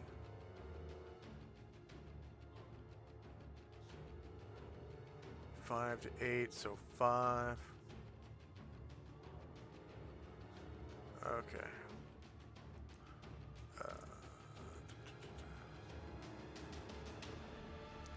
1, 6 headed Cryo Hydra. Its XP value is 4,000. Because the hit dice is 5 to 8. Mm-hmm. So at 5 hit dice, it's 3,000. At 6 hit dice, it should be 4,000. Because it goes up from 3,000 at it only has 5 hit dice, but it has 5 hit dice of abilities, so counts as a 10 hit die creature, so it's worth 3,000. After that, every single additional hit die is worth 1,000 points, so it's a 4,000 XP creature at 6 hit dice. Number of player characters is 1. Number of NPCs earn XP is only 1. That's the Bard.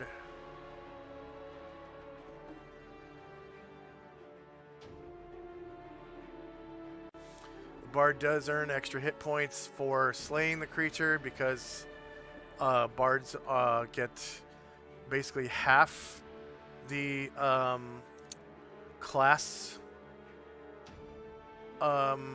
experience point bonuses of all the classes. Oh, okay, nice. Well, not So it gets not like priest, just fighter, mage, and thief. Yeah, so he gets like the hit die bonus. He gets half the hit die bonus. He gets half the GP bonus from thief. He gets half the spell casting bonus from wizard. Nice. Yeah, it's pretty cool. So, because originally the bard was like a level 6 fighter, level 7 thief, level 8 mage, or something like that in first edition. And in second edition, they made bard an actual class. So he counts as half a fighter, half a thief, and half a mage. Hmm. Number of creatures defeated was 1. Hit dice per creature was 6. Warriors and bards was 1.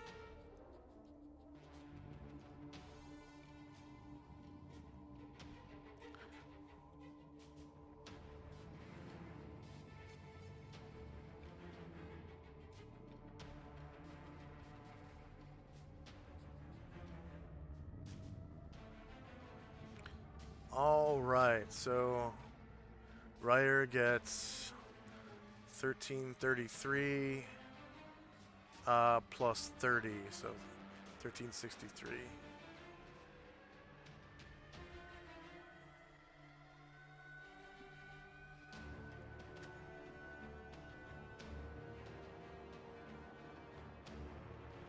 I think that bumps him up to level 2. He'll probably XP overload because he's only level 1.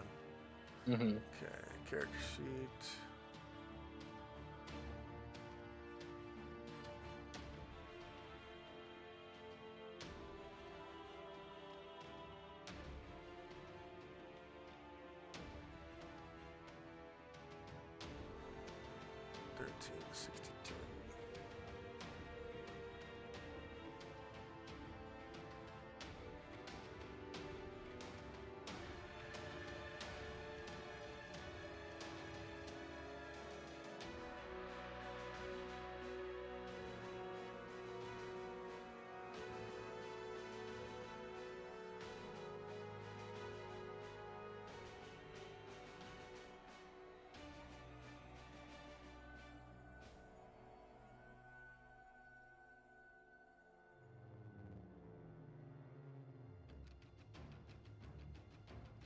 Game Bard 3.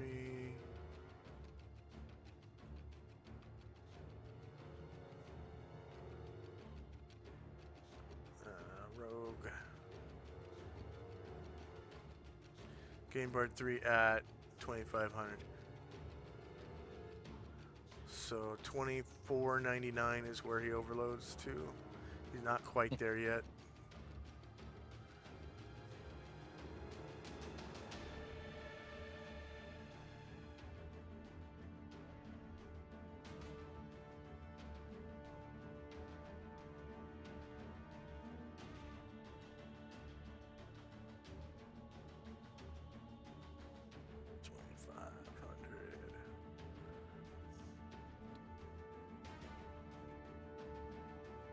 Cool. So at the end of the session, I get to give him a magic book with one spell. Oh yeah. Yep. Bards come across a bardic spell book just by happenstance at level 2. Mm-hmm. Like they find it in a crack in the wall or some Opened a barrel somewhere. Yeah.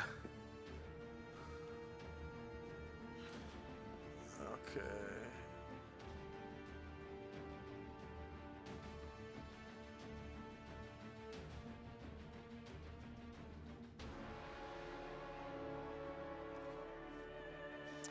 And combat is over.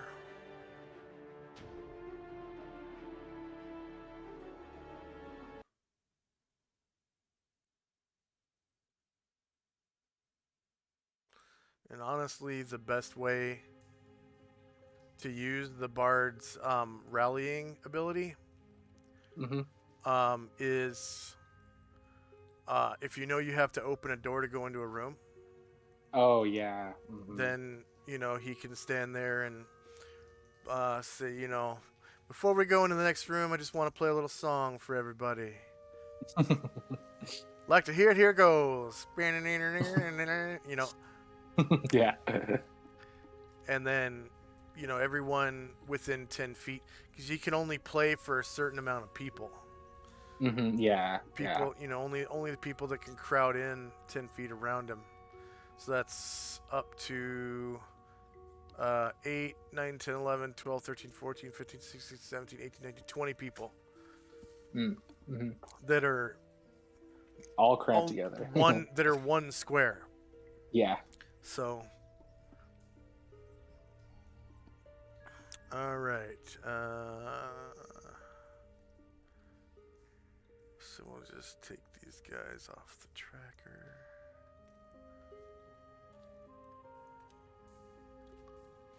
You got XP for the cryohydra, so I'll remove him from the tracker. Should just be Chandrak and the time now. And Yeah, the looks like it to spell. me. Yeah. Alright. So yeah, end of round. And it's now 10 o'clock in the morning.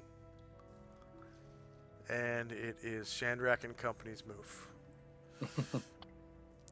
So the cryohydra, you burn off the rest of its heads. They plop into the water. And you can hear it sort of like drifting downstream slowly. Slowly but surely. Water picks apart dead bodies. Chandrak looks to the rest of the crew and goes, well, didn't expect such a big beastie that quickly, but onward, the treasure is waiting. And the leader just goes, Yo.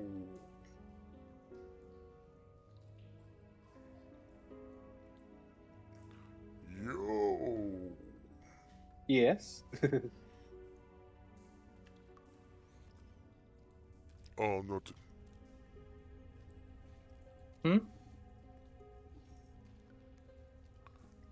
Nothing, sir. That's right. There's still good treasure in here. We can always run back if we find another one of those boys. What are the odds of sewers like this could hold two of things like that?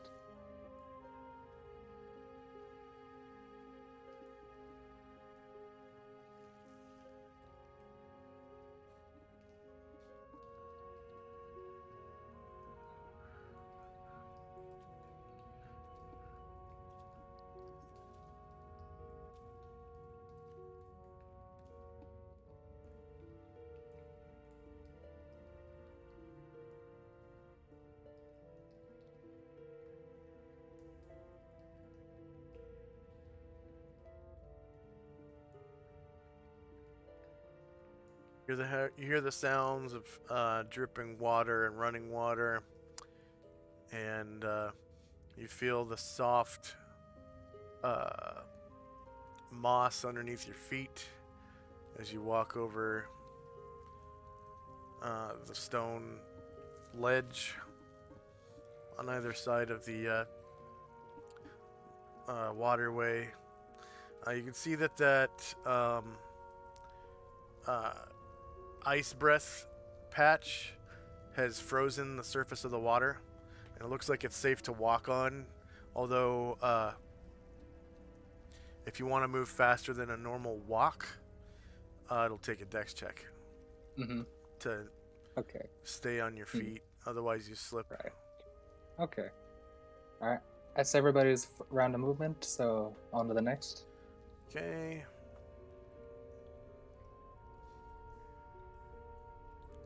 Time now is 10:01. June the 23rd, 11:85.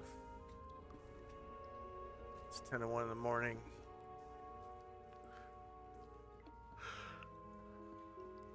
You guys got to a late start because you're up so late last night listening to Ryer.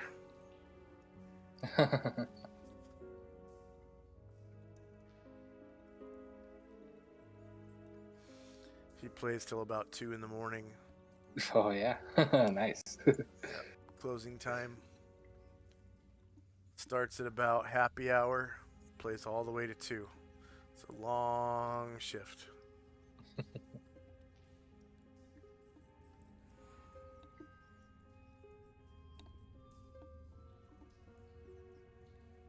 Like 10-hour shift. just playing guitar for 10 hours. Yeah. Twice a week. All right, you can see the ashes from that first fireball, and actually, this torch would be burned out by now because of the fireball.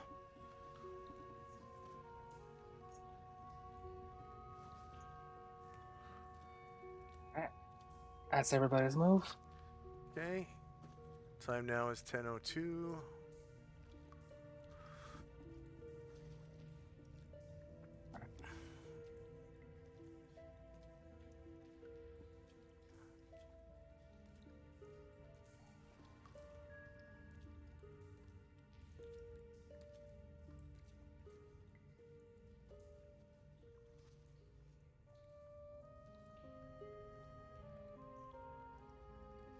So remember, outside of combat, you move double your blue square. Oh, Blue, that's right. That's right. blue bubble.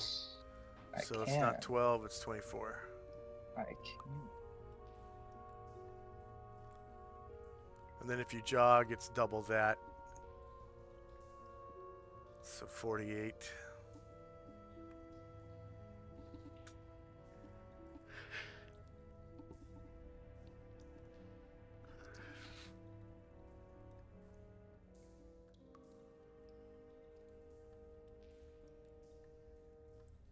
And you can move everyone simultaneously through the tunnel if you want, just by selecting everyone and dragging them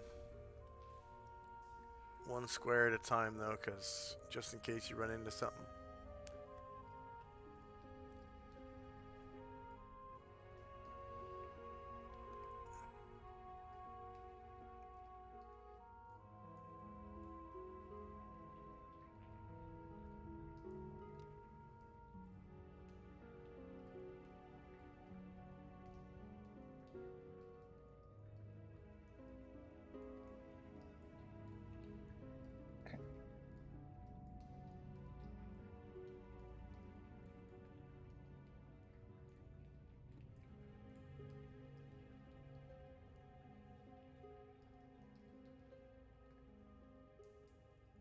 Okay, that should be the move.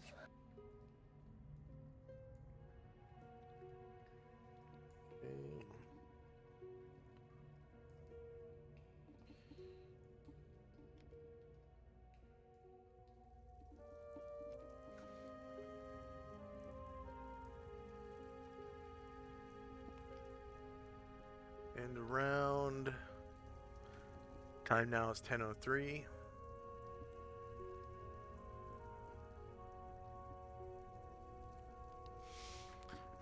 Whenever you come to a corner is when you would move people individually. Yeah, okay, right. I see. But for right now, you can move them all as a group. Yeah, so right now I just like to move.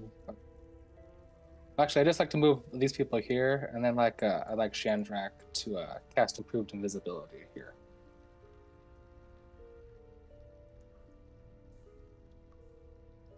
Okay.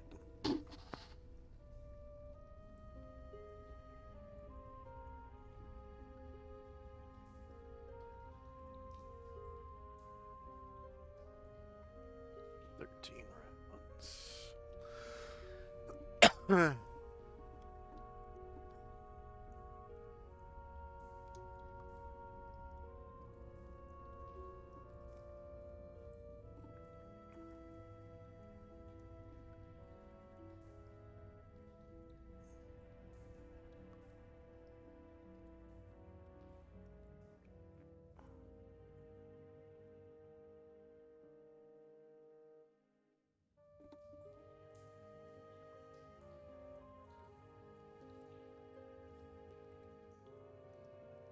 The hell? There it goes.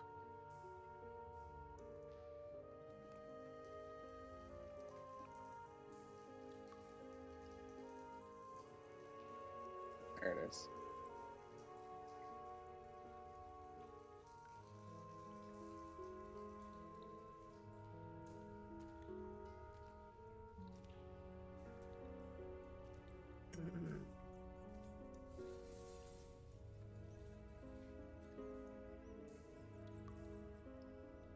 And everybody's just waiting for Shandrak. So.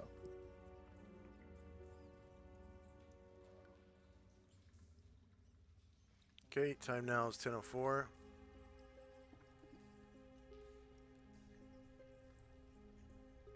Make his way back up. And then when he comes up to the sergeant, he just whispers, "Don't worry, it's me. I'm following on your trail, on your heels." Or I guess it's 10:03. Weird.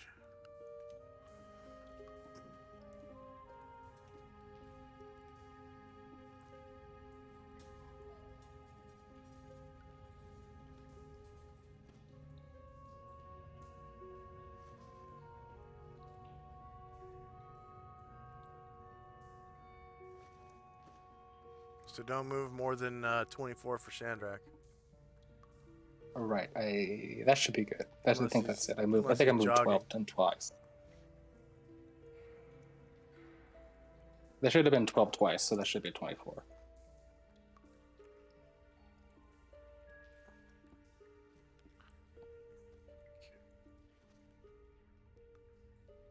And you can see there is a T intersection. Hmm. And time now is 10:04. Should be.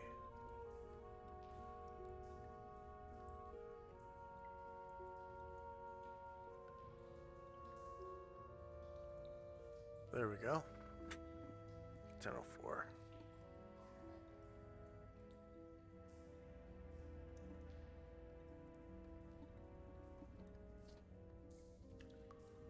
So if you want to go around the corner, you can move people individually. If you want to keep going straight, you can move them as a group. Just remember that those 3 squares of water count as 6. Okay. I'm just gonna move Shandrak up first, see if we can see what's around the corner. You can see a bit of daylight up ahead here. It looks like there's a hole in the ceiling. And you can see something flexible hanging down, like a cord or a rope or something. And it's dragging along with the current of the water. So the flexible object is hanging down, and the water is sort of pulling it downstream, as though there's something tethered to the end. And you can see something kind of bobbing in the water at the edge of the light. Can't really tell what it is from here. Okay, Shandrak will, well, not motion, but I'll turn around and speak to the group. Continue forward. There might be some sort of secret passage or something. And let's see, that was how much?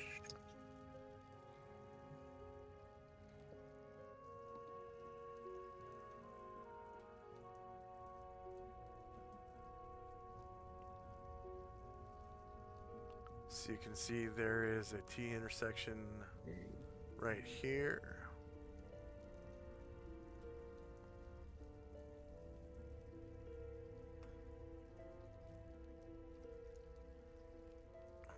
You said it's 2 squares for the water to move across?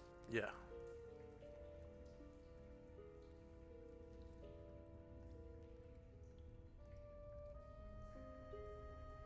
I don't get why you're moving people individually, but...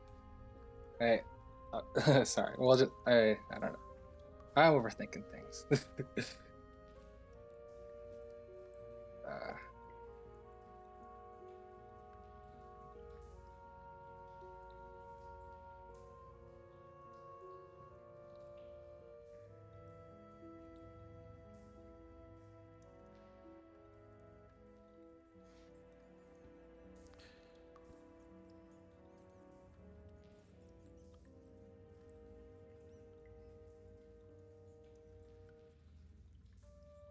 So it's basically 24 minus 3. And up ahead you can see there's another intersection. So if you want to keep going straight, it's 24 minus 6, which is 18.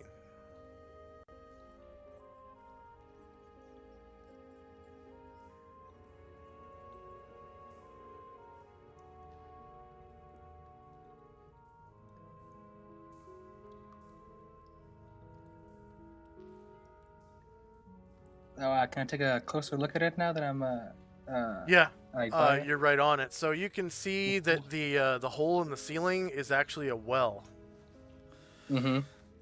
and the water here is fresh water. You haven't passed any toilets yet. It's fresh water from the river, so whatever you know is in the river could end up in the bucket. But Mm-hmm. there is an actual bucket tied to the end of the rope, and that's what's dragging it downstream. Okay, And yeah. it's So it's just the almost, bucket in the water. yeah, it's almost pulling the rope taut. Mm-hmm. Like the ropes coming down from the well. You can actually see the little roof and crank Mm-hmm. on the well up above. And then the rope comes down and touches the edge of the shaft of the well, and then it goes way diagonal as the bucket's getting pulled downstream. So Hmm. if you were up on the surface and looked down, you'd see that the rope would just be resting up against the edge of Mm-hmm. the side of the well, and you wouldn't be able to see the bucket, but you'd be able to see water down below. Okay. Ah, false alarm. Just somebody's water supply. Yeah.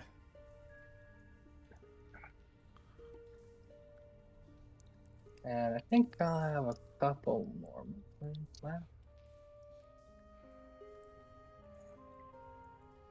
And I think that's all for the round. And you should be able to see a little bit of light way down here. Hmm. Oh, another light source. Okay. Should be able to see that light. Yeah, I do.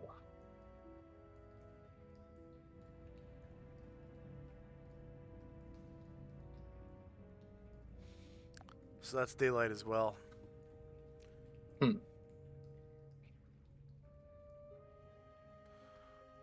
Okay. All right.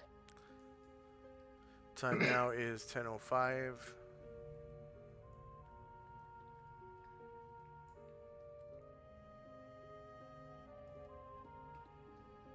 All right. Move the units along the way.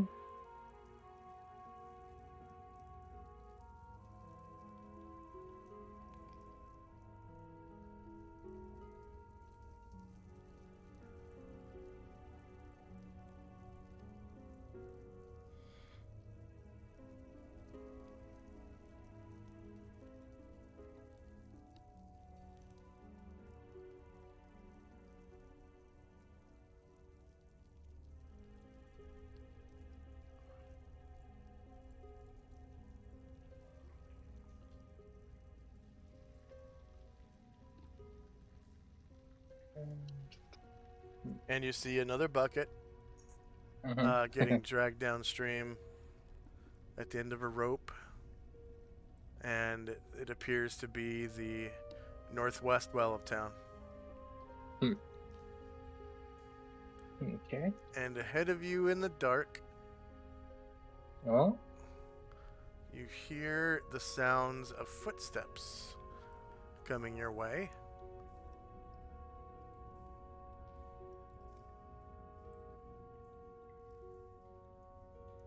from the south. From the south, yeah.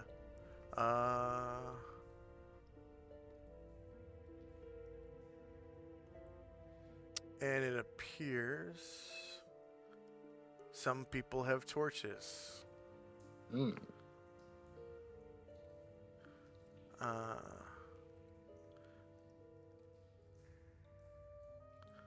One second.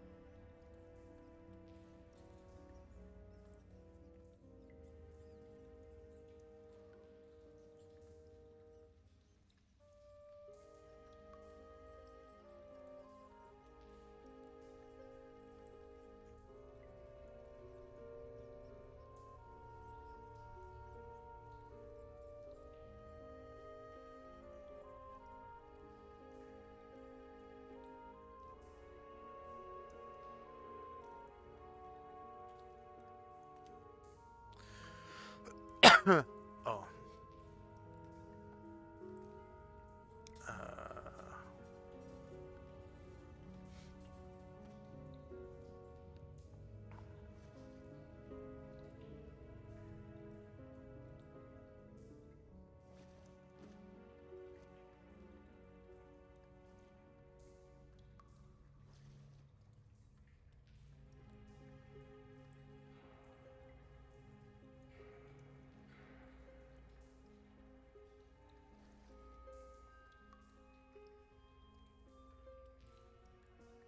one second.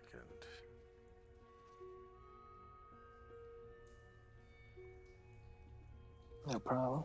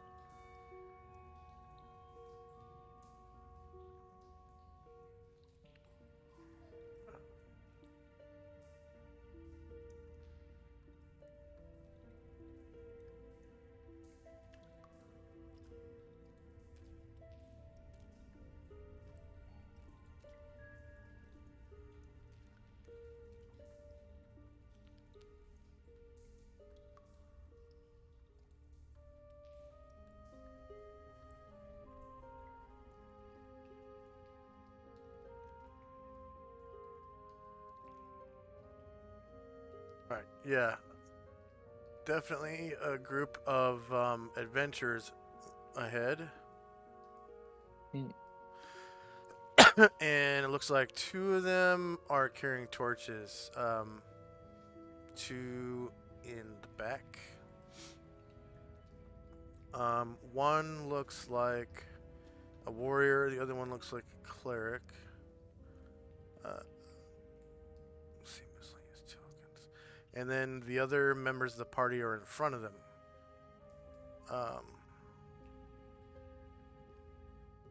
So that looks like this. And this. Oh, and they have men-at-arms with them too. I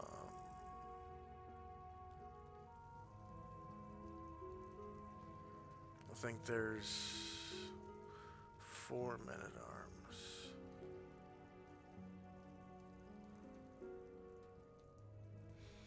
And these men-at-arms are the good kind, the kind that have backpacks. Mm.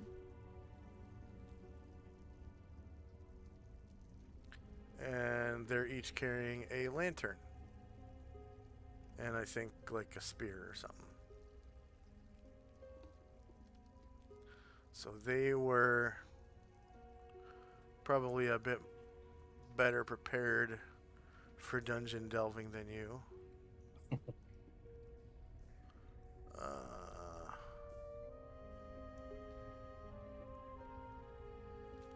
Light sources, hooded lantern.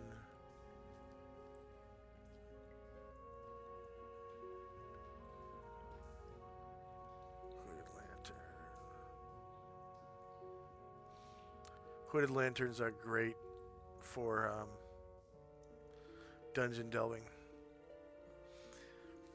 Each ounce of oil, vial of oil is an ounce.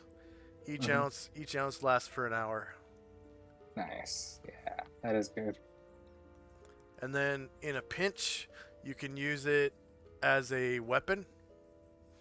You throw it at someone, and it does like, I think it does like club damage on impact, so it has club stats.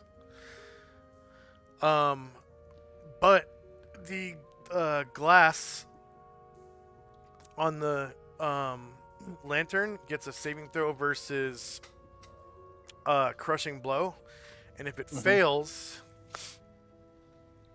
if you actually hit the target, and the saving throw fails, the lantern explodes on the target. Nice.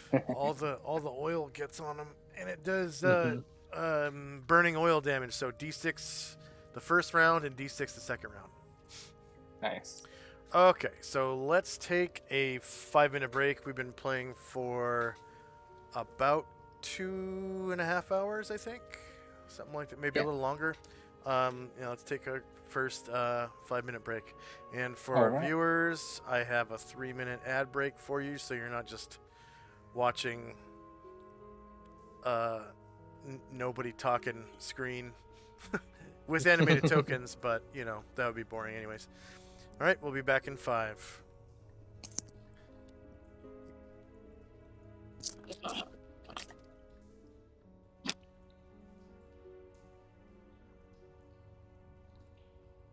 That's very strange.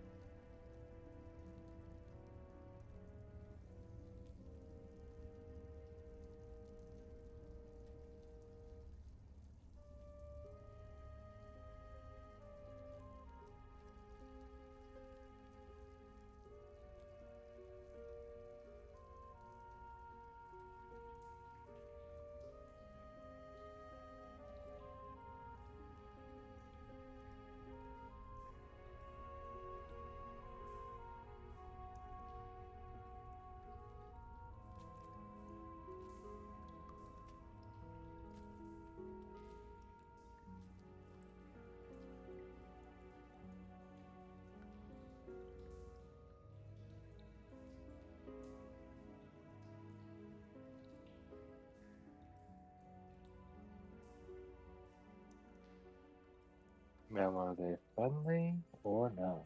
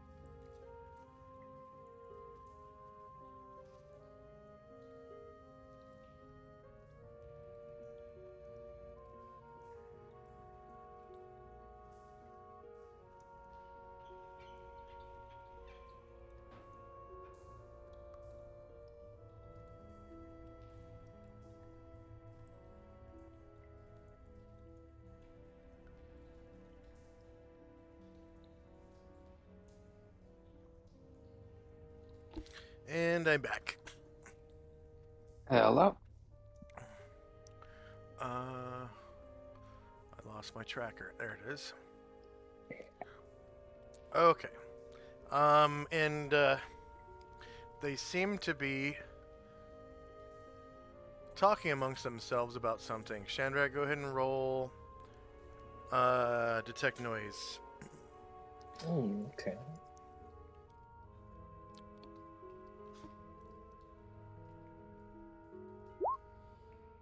Oh, Can't quite hear what it was.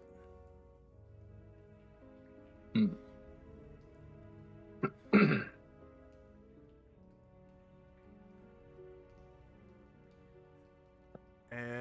they seem to notice you, and they stop. I'll keep my invisibility for now, but I'll call out to them, and I'll say, "Hello, hello. Don't be alarmed. We're explorers, like I believe yourselves are. We just got out of a mean battle ourselves, and are licking our wounds and just looking around this fair place. We heard there might be interesting things to find and monsters to fight. So far, we've only found the monsters. What are you lot doing here?"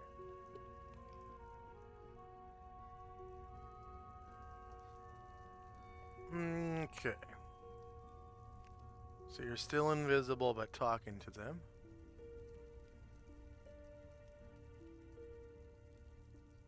Yes.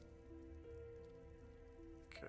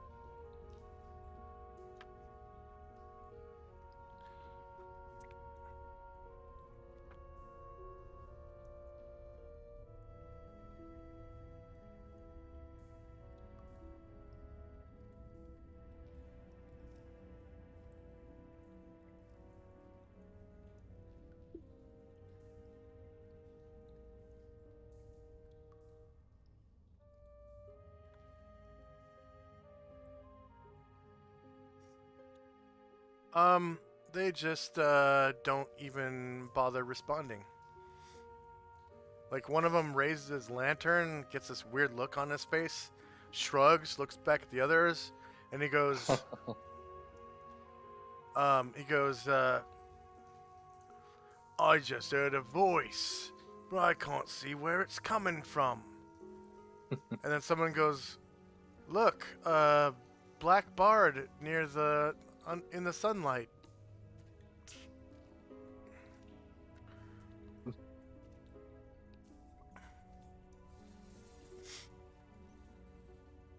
And if Ryer will hear that, it'll go, "Hello, hello. We're travelers. Can you perhaps help us? We've just fought a terrible beast."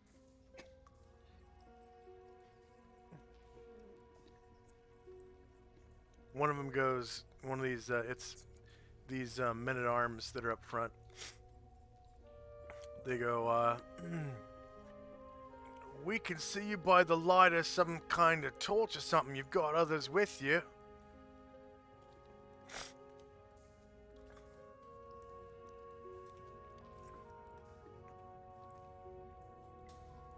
Hello? Mic check. Shandrak.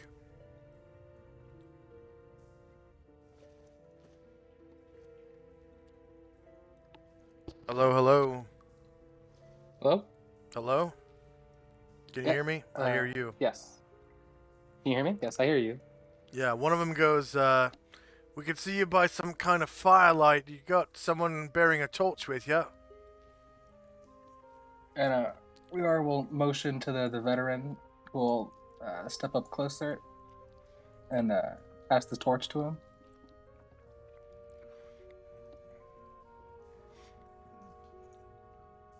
Oi, that's one of the IMC mercenaries. Yeah. Hey, boss. They've got IMC mercenaries with them. And this female dwarf in the back, you can barely see by the edge of the torchlight. She's like,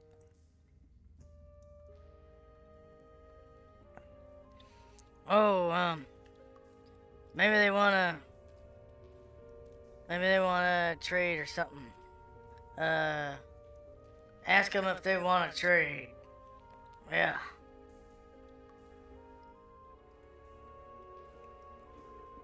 and he goes, Oi, you want to trade, do ya? And can the lieutenant see this or no? Or what's going on here? Can you hear what's going on?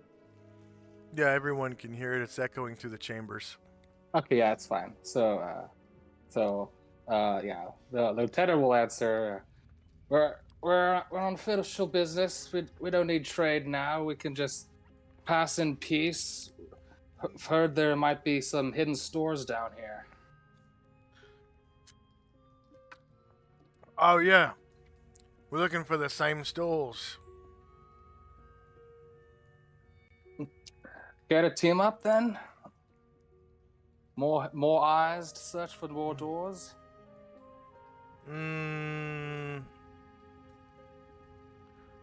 Was that... Who was that saying that? Lieutenant? There is no lieutenant. Yeah, the IMC lieutenant. Nope. No lieutenant. You have 0 lieutenants with you. You got a captain, you got a leader, sergeant. Leader. Okay. He's not even looking at him. Yeah, but he's not even he hears like within yeah. He hears what's going on though, right? Yeah. So, and he's more seniority in charge.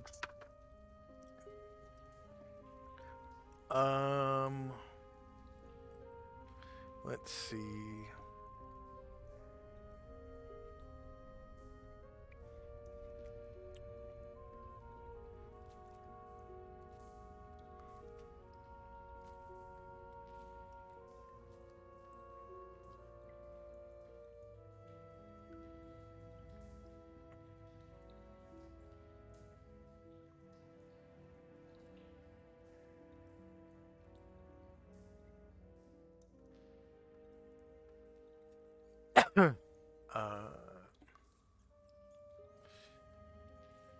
Yeah, he goes, why the fuck would we want to do that? You better keep your distance, or we'll kill ya. Lieutenant bristles up and says, "Fine then, let us pass and be on our way."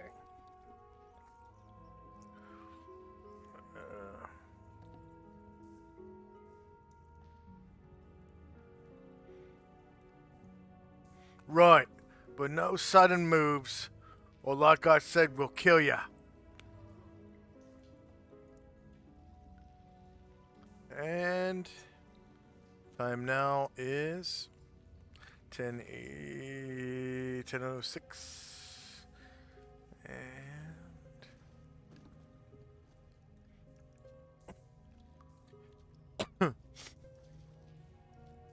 probably wasn't a very good having the captain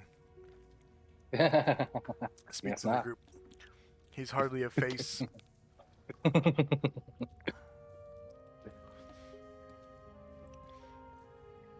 So they agree to let you pass, but no funny business. And they're taking up the walkway, and they don't get out of the way. They're basically forcing you to go through the water as soon as you get up to them.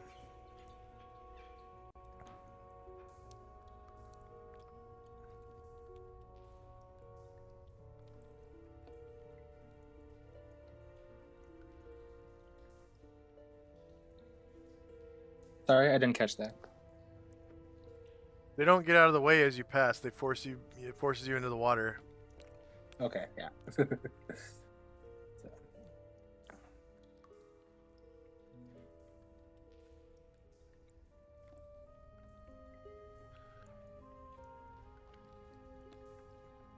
You can tell they're not very happy with you right now.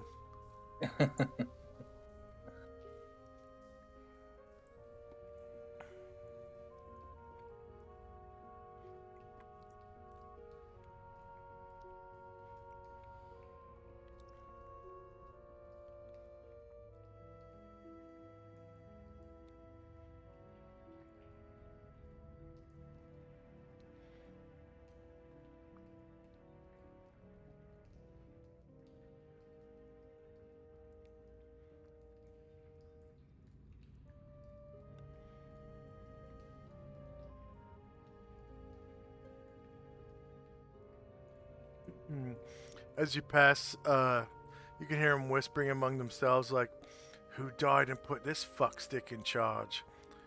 Oi, what a piece of shit."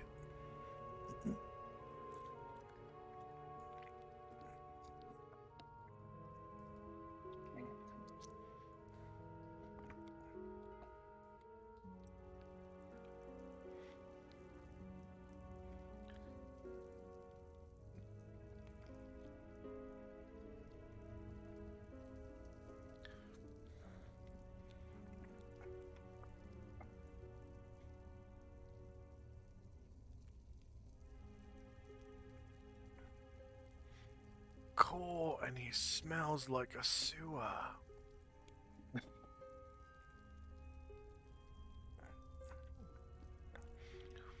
What a stupid bastard thinking we'd team up with him.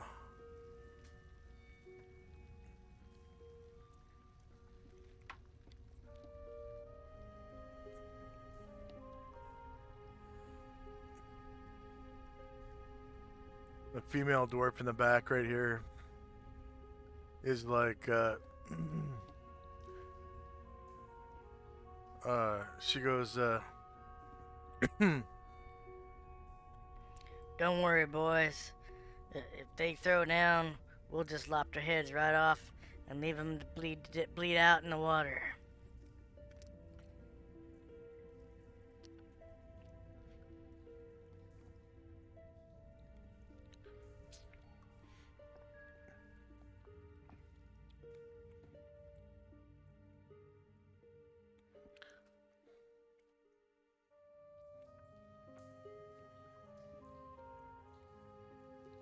she looks like, I think a hill dwarf. Yeah, she's a hill dwarf.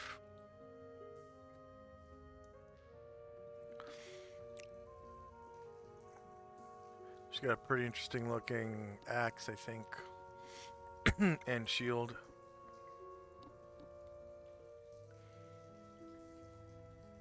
Sorry, say that again. Pretty interesting looking shield and axe. She's carrying Mm-hmm. two potions. Um.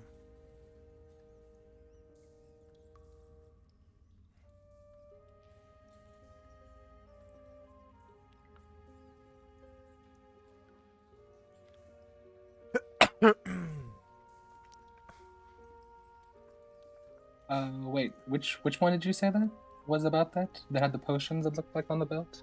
The dwarf. Okay, so I'd like to, if I can. Shandrak is invisible. I'd like to try to pickpocket the potion off of him. Let's see. One looks like a red vial. The other one looks like a yellow vial. I'll go for the red. Okay. And I don't even see Shandrak. Oh, he's invisible and he's here, I'll make him invisible so you can see him real quick. He's right at the bottom, the top of the group. I think he's next to the dwarf actually. So I would have walked right past him.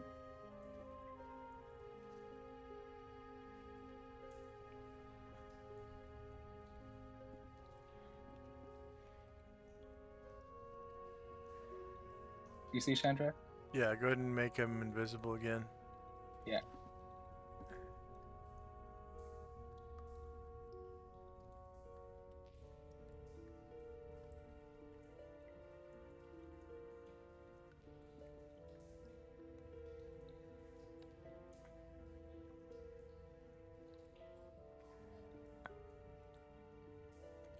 Do you have a mini blade?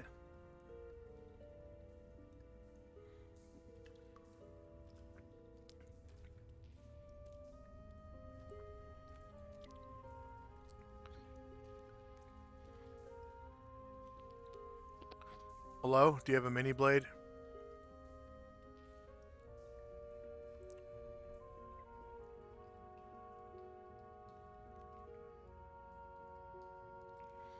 Test.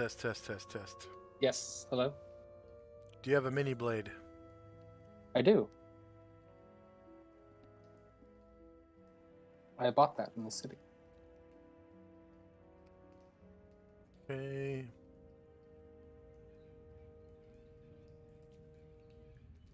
And you don't need an arm sling because you're invisible.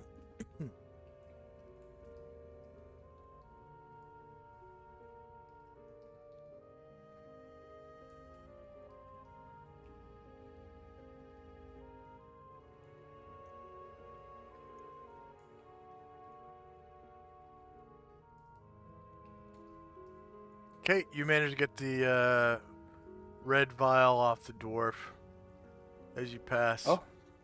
All right.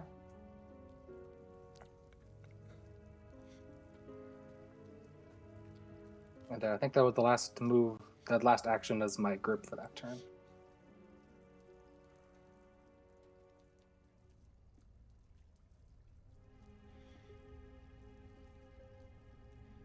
Okay, time now is 10:07. They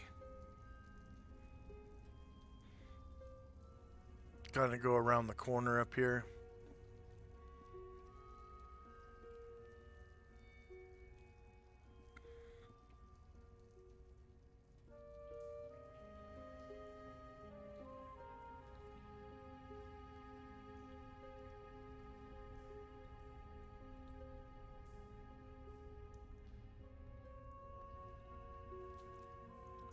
And the gal across from the dwarf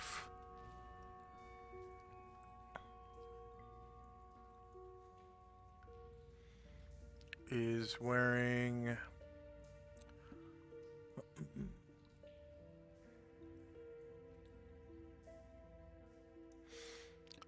a really snazzy looking suit of field plate and snazzy looking medium shield.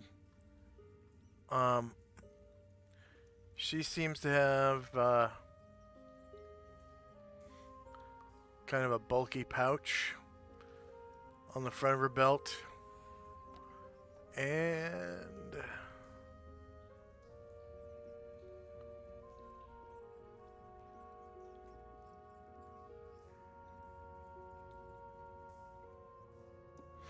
she's wearing a ring on the outside of one of her gauntlets.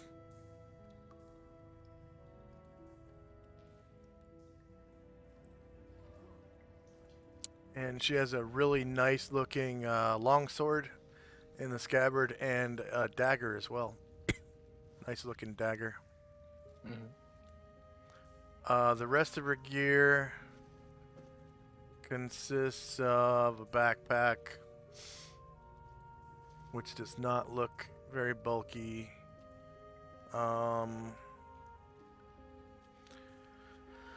And standard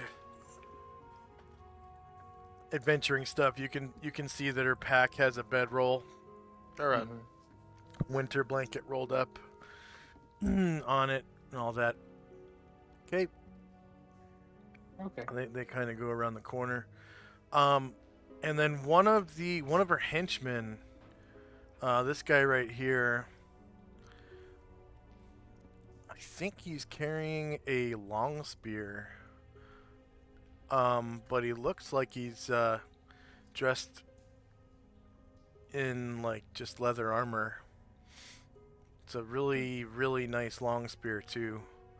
I just want to make sure that's him. Yeah, he's just in leather armor. And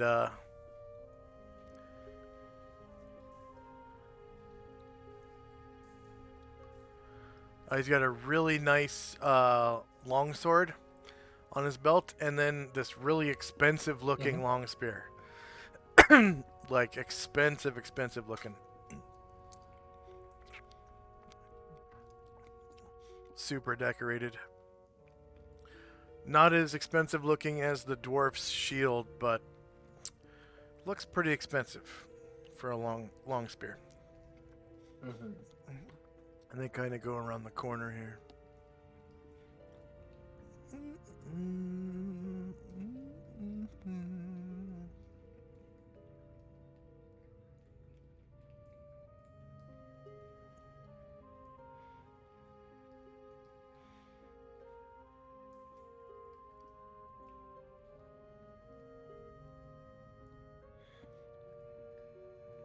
Bloop.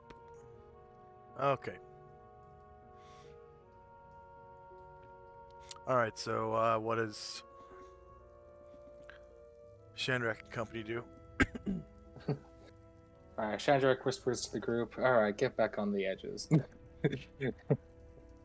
Shandrak gets out of the water and back onto the, what's it called? The stone passageways? Walkways? Walkways, yeah.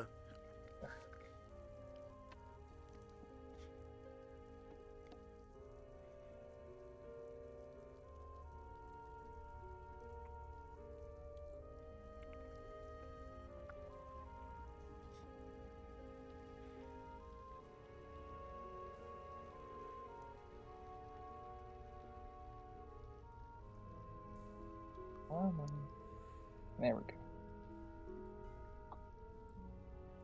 And we're gonna move on down.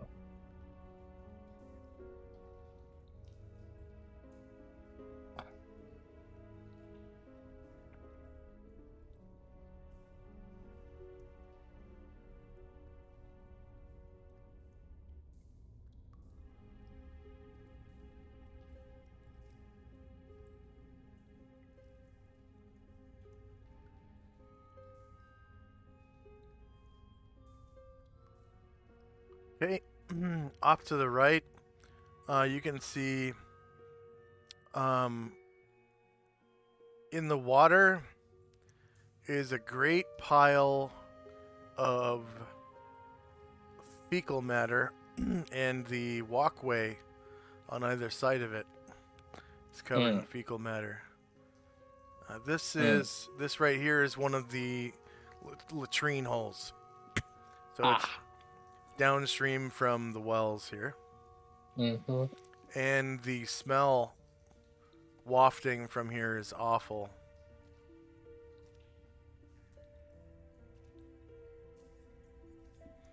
Let's continue on south, boys.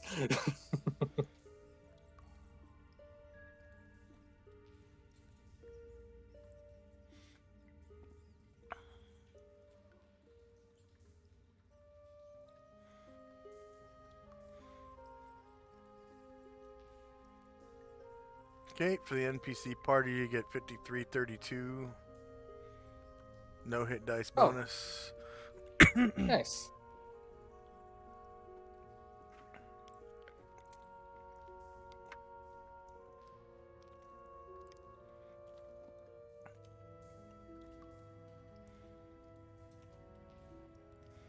And I think that overloads Ryer at 24.99.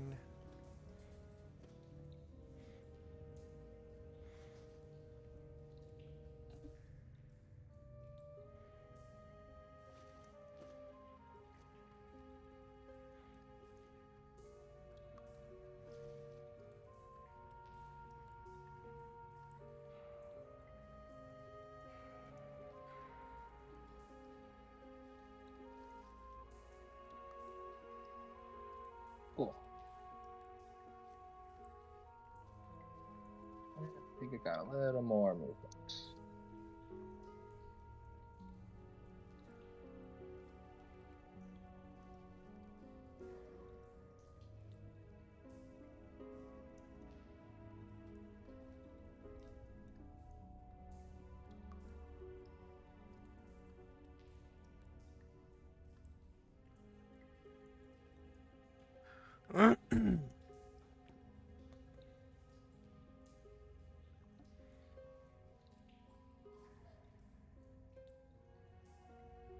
All right, I think that should be it. That's all the movement now.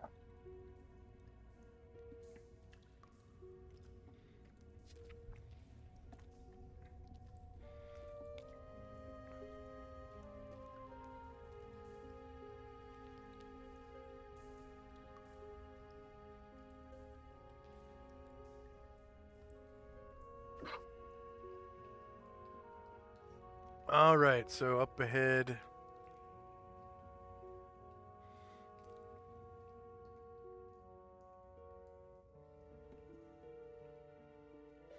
Up ahead, you can see daylight. Mm-hmm. And you can see that the current is going this way. Mm-hmm. You can also see another latrine hole in the ceiling right here. Mm-hmm. And you can see the shit smeared on the walkway and the enormous pile of poo right there that has accumulated over the years. Ooh. And it's like it's just cemented in the water. like maybe during some winters the water sort of froze, you know, and people were pooping and pooping and pooping, and it piled up and got on the walkways, and then over spring and summer it kind of washes it away a bit at a time. Oof. That's gnarly. And has built up over the years.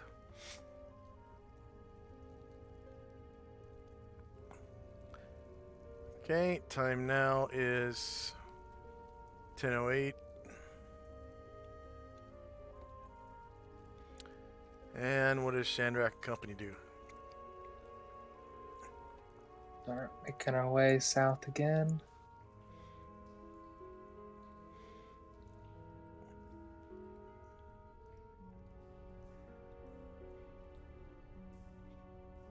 Okay, you can see that the daylight emanates from an opening similar to the one you entered through.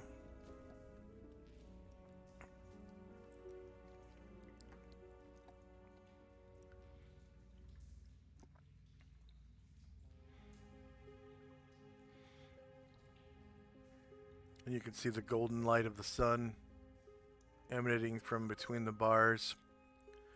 And the bars have been bent, as to let large creatures enter, just like the bars you entered through in the north. Mm-hmm. Can you surmise that this is the southwest edge of the city by the southwest latrine? Well, just about make the circuit. All right. Rara will say, "It's another entrance. It's not that way. Let's go south instead." Ryer sees something sparkling in the water. He does. Yeah. Where is it, near him? Yeah, it looks like it's caught on the stones right here.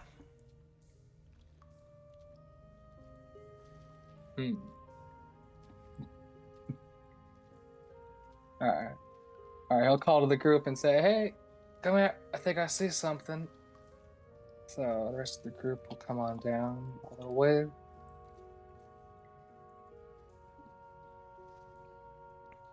It's right about here. Okay. A few more steps forward.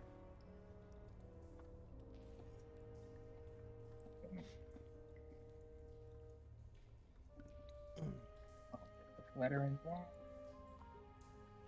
As it gets closer, you can see that the glittering object is a suit of chainmail. It's kind of stuck to one of the rocks.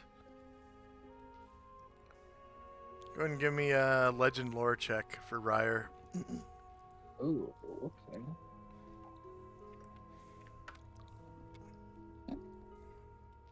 It's under Bard abilities. Oh, okay.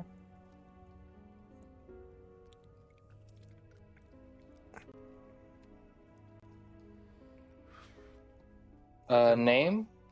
Just chainmail? Yeah, chainmail at the southwest of a Gronar sewer.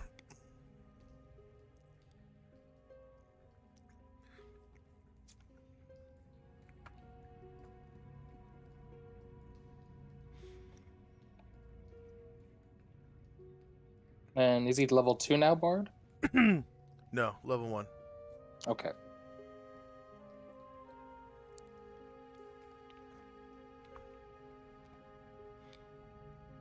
All right. He knows that the item is about 11 years old, like made at the beginning of this eon.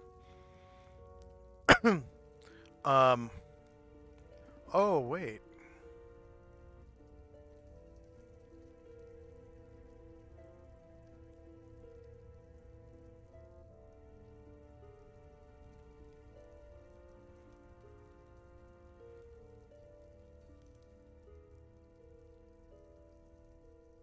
What's up? Okay, you automatically know general information about something. Gotcha. Okay. Takes about 4 rounds. Oh, 0 successes.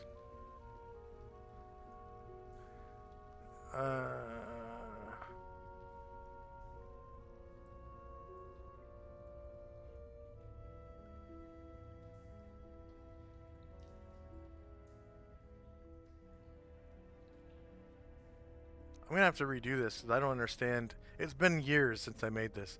I'm gonna say that you do know the age of the item. It's about 11 years old. It was made at the beginning of the age or the eon, and you know that its general effects are that it is +5. Ooh, dang. All right. Yeah.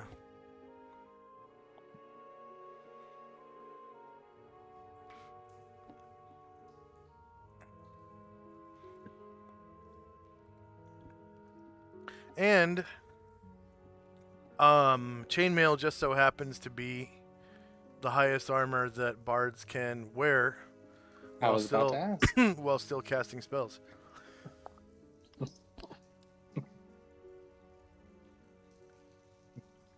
Soraya picks that up and looks at it pretty happy after his little legend lore, and, says, "Look what I found." And the group says, "Yeah, it's a good find. Certainly looks nice and shiny." And he'll put it on. Okay.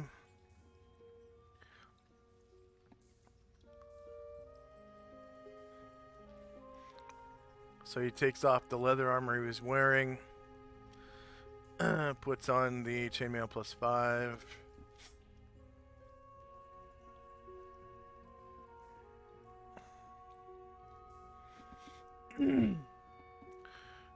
His armor class goes down to 2. Nice.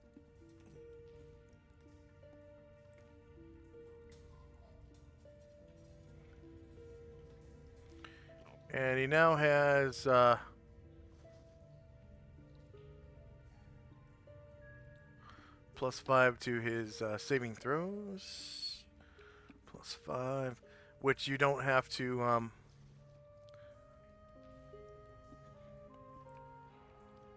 type in because it's all automatically done for you. Nice.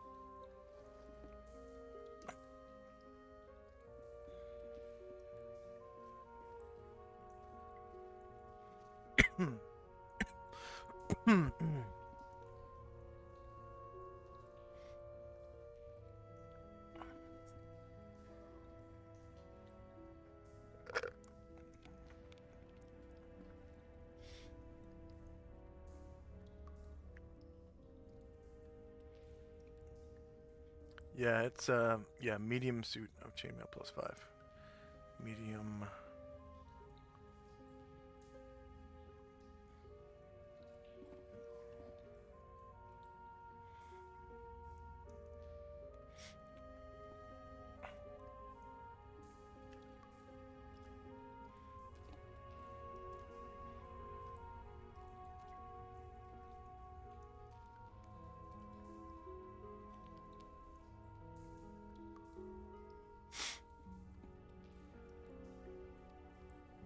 All right, and then the rest of the party. They just wait. Yeah, I'll just wait. All right. Okay, time now is 10:09 a.m. on June the 23rd, 11 AE5. Okay, so I didn't ask this at the time, but Chandrak would like to think back. Did that crew of adventurers, how dirty did they look? Did they look absolutely filthy, or did they look like relatively clean? They looked somewhat dirty, like they've been down here for a while looking for the same thing you guys have been looking for. At least that's what they said they were looking for. Mm-hmm. But I mean, they had shit. Yeah. They had shit on the bottom of their shoes and stuff. They were tracking around. But it wasn't like all over them. No. Mm-mm. Just on the bottoms of their shoes. Some of them were injured. The dwarf and the the gal in the field plate were injured. I think particularly the dwarf was pretty badly injured. Okay. Well, Chandrak will say to the group, it's, well, assuming they didn't actually have the treasure and were hiding it, it's probably not where they've gone, so maybe it's not where a place that's exceptionally shit-ridden. So let's continue the south.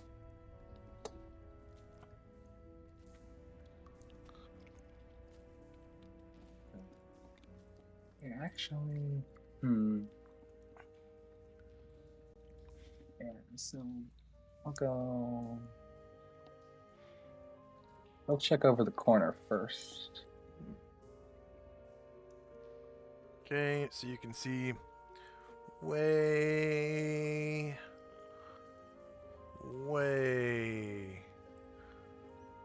way down here Oh, mm-hmm. is light. Another entrance. Okay. Way down there.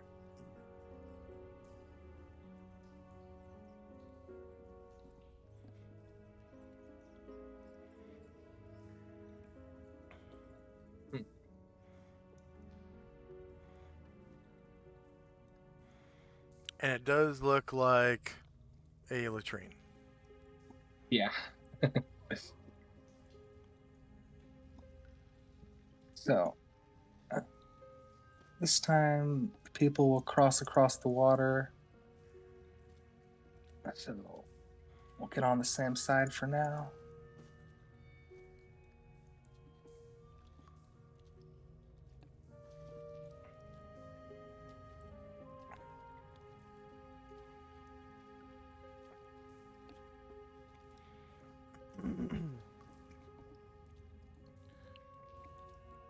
Moving.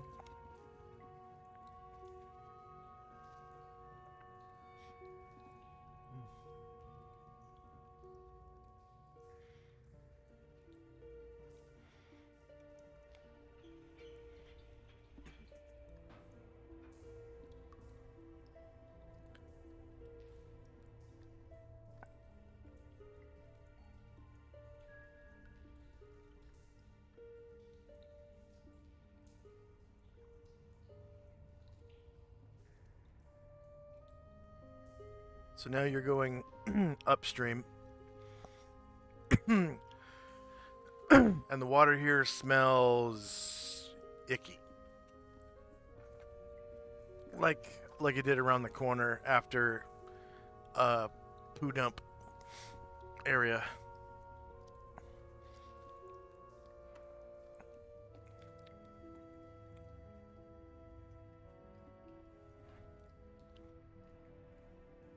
You can see ahead. There's a shallow spot in the water where some debris has fallen in. That's what these rocks are. It's basically debris in the water. Mm-hmm.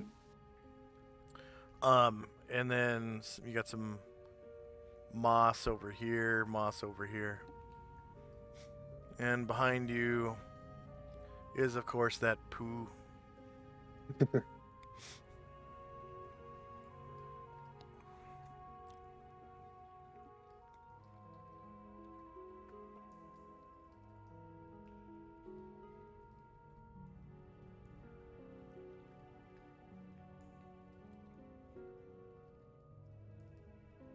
Who do we got in chat that's lurking? Who do we got?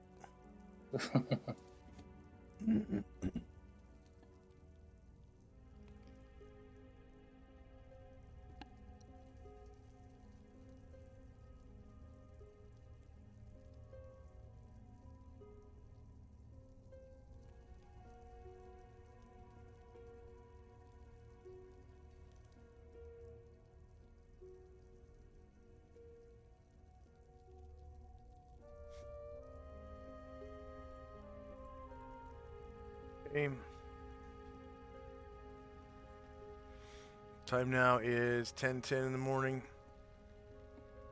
Pass by those stones.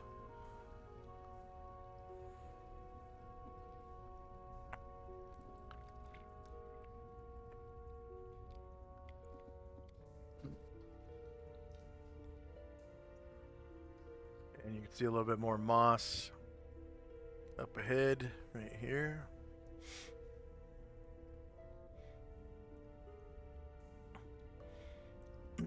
And as you make your way down this tunnel, the water smells more and more foul. Because you're getting closer and closer to a poo-poo dump.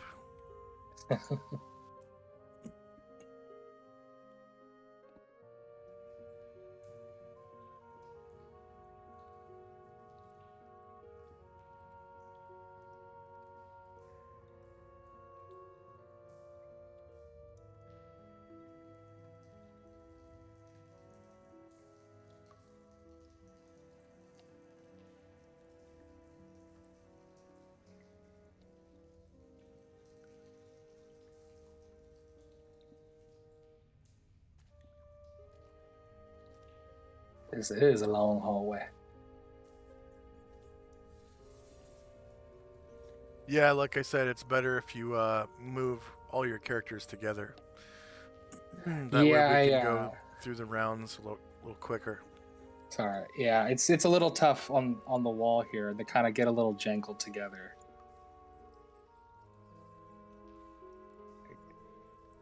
Yeah, it's not perfect, but Okay, go ahead and stop.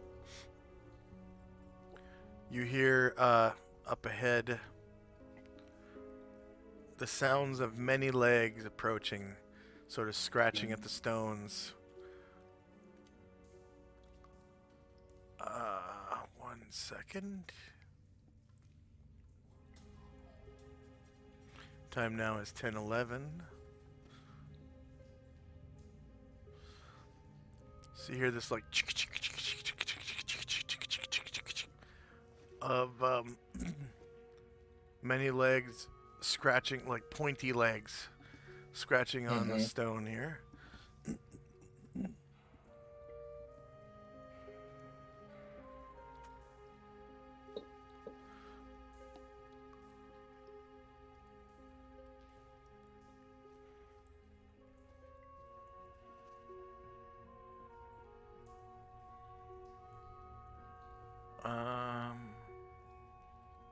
Okay, that's Sandrak right there.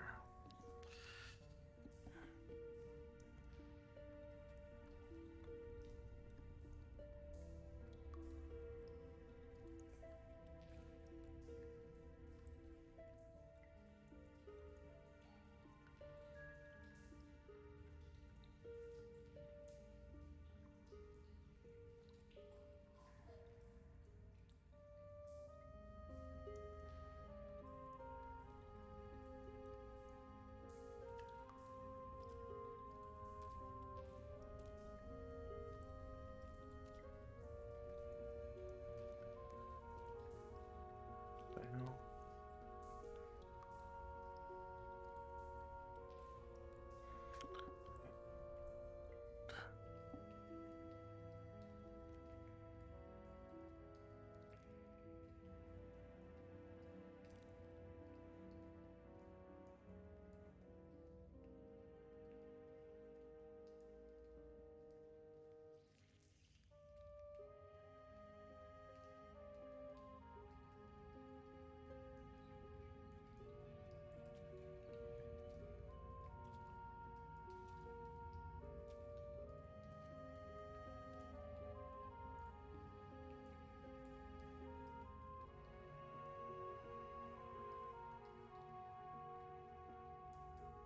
Okay, tell me when you can see this.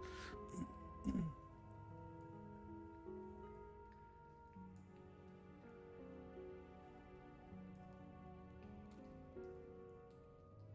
haven't seen anything yet. Is it supposed to be a token on the? Oh, there it is. Okay. Should be Ryer's vision. Yep. Alright, so you hear these many legs approaching, and out of the darkness comes what appears to be a 5-foot long centipede.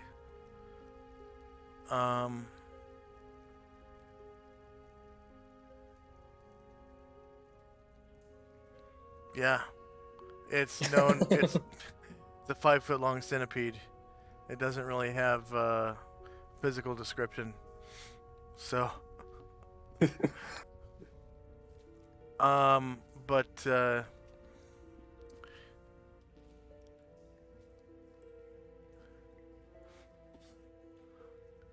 yeah, 5 feet long. It's got some pretty big mandibles on it, and it looks like they're dripping some kind of poison. Um,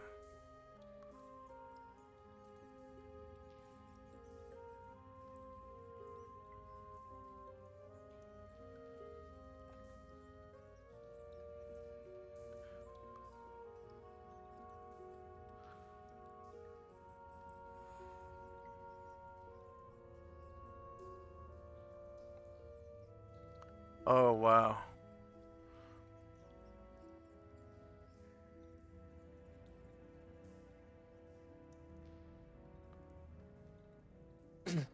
I gotta see if that's on the weapon table.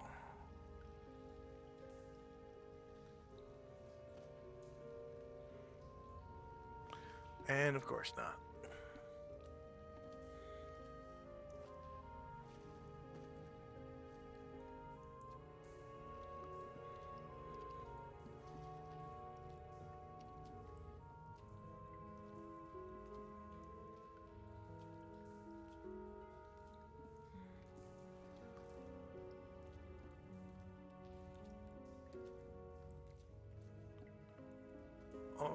Okay. Go ahead and roll initiative All right. because they approach you menacingly, dripping poison from their mandibles.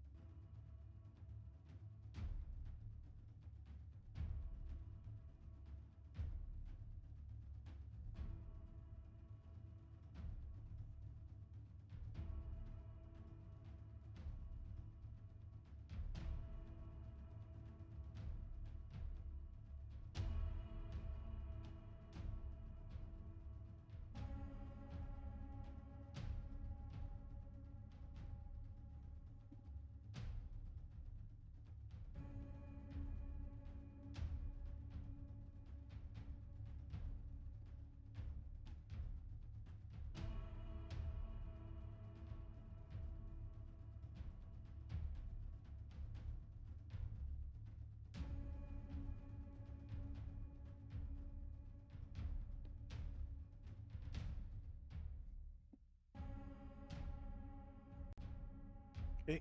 Is everyone done rolling? Yes. All right.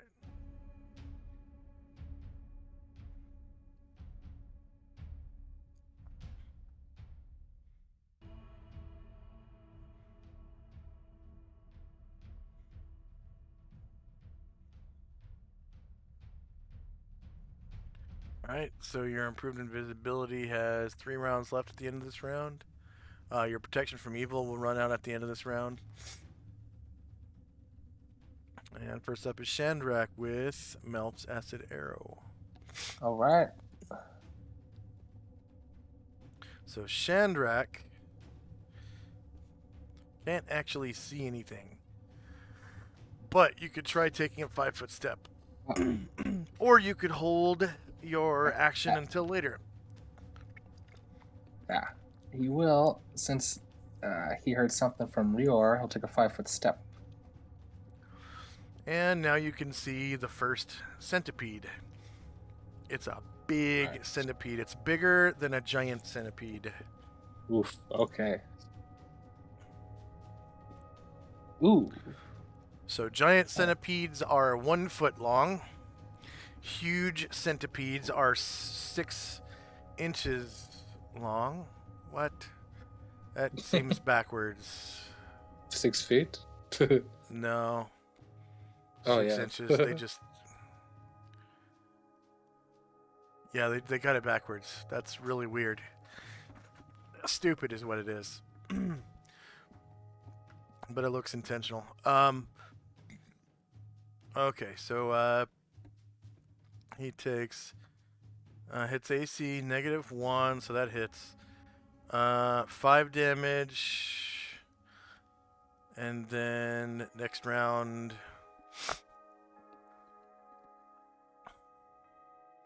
The initial strike plus 3 rounds. Oh wow. Okay. So 5 damage. -5, enter.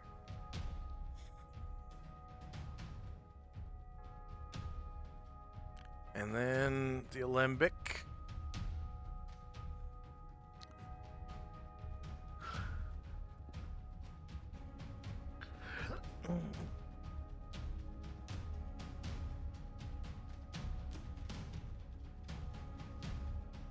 Okay, I'm turning animations off because it's just taking too long for this stuff to load.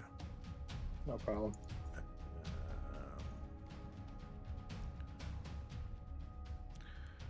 Okay.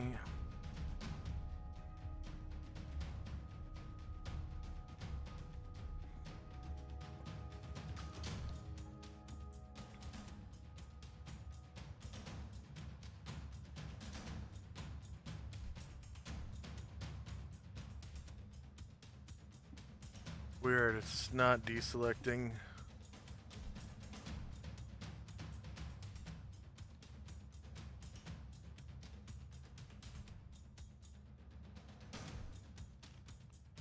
Damn it.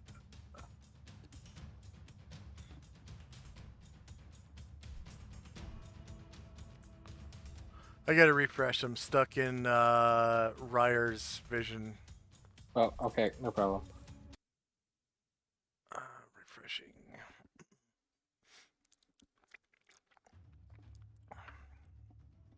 Turning animations on and off breaks a lot of stuff.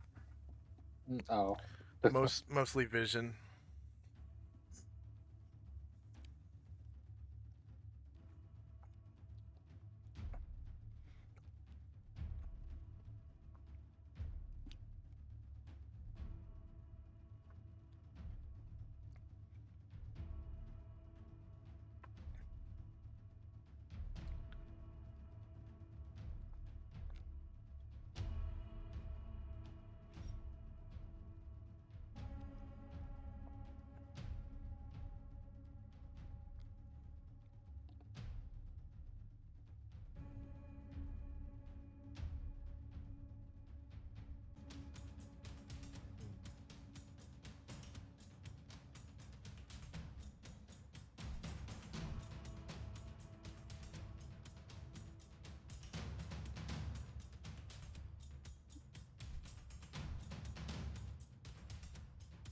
Okay. God, everything's so much faster. Nice.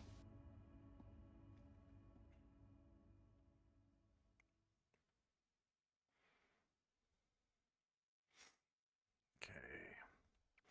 First megalocenipede is the one in the back. Okay, they move at 18. So he walks right up to the sergeant. Bites him. And these soldiers are not wearing armor. They're wearing camouflage uniforms. AC1 hits. He takes 1 damage. If target victims of megalocenipede bite receive no bonuses on their saving throws, and failure indicates death. Me and my victims. So he has to make a saving throw or die at the end of next round.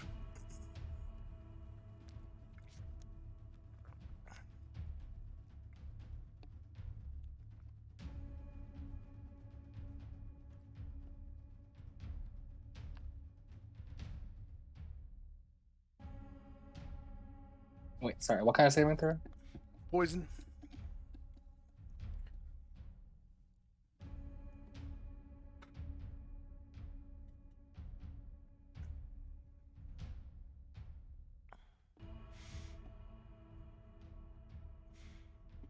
So this poison's weird.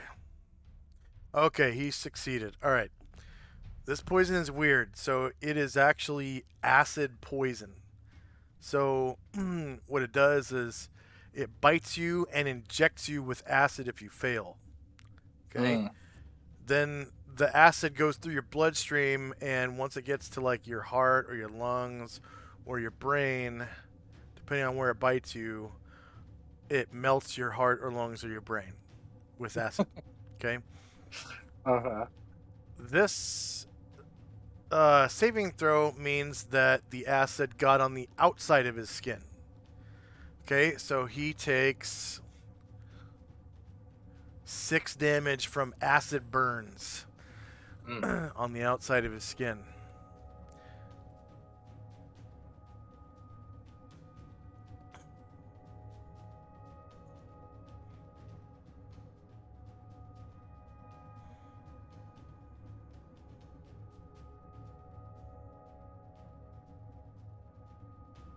So go ahead and reduce his health by 6. I did. Should be 8. Okay. Next is the IMC veteran, the female one, right behind him. Yeah, so she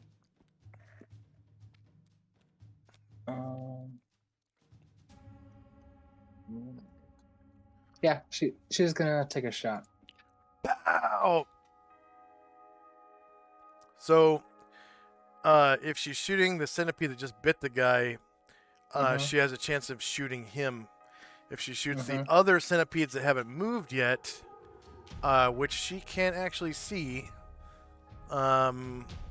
she won't have to risk shooting her friend. Okay, actually, so how about so yeah, I'll choose to wait, and if the centipede comes in a range, she'll fire. Okay. I'll do that. Ryer. Yep. Yep. Ryer will.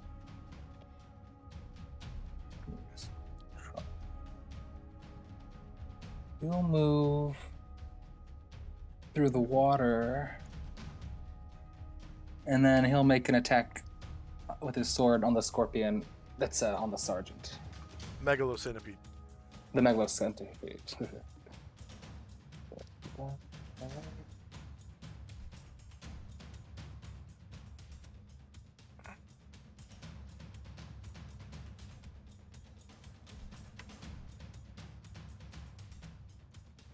$17 is a miss. IMC sergeant. He's like, His finger just slips, and he hopes he shoots what's in front of him. Mm-hmm.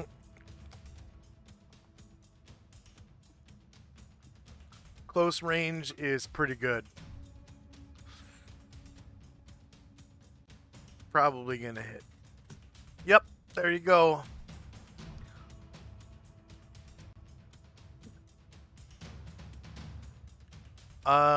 So they are medium creatures, I'm pretty sure. Let me check. Oh, wrong tool. Okay.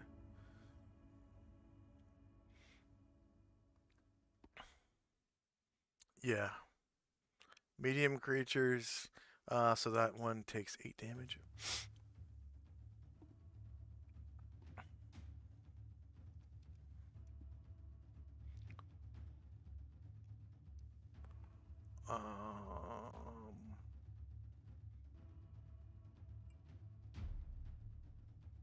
Oh.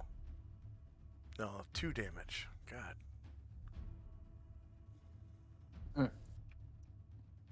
I was looking at Ryer's sword pistol slice. Oh yeah. The next megalocenipede. Okay, comes up to here. The veteran will shoot if it comes in range. Yep. 8, 9, 10, 11, 12. And you can shoot at short range without risk of hitting Ryer because you could have shot as soon as it came within this guy's light radius, which would have been back here. Nice.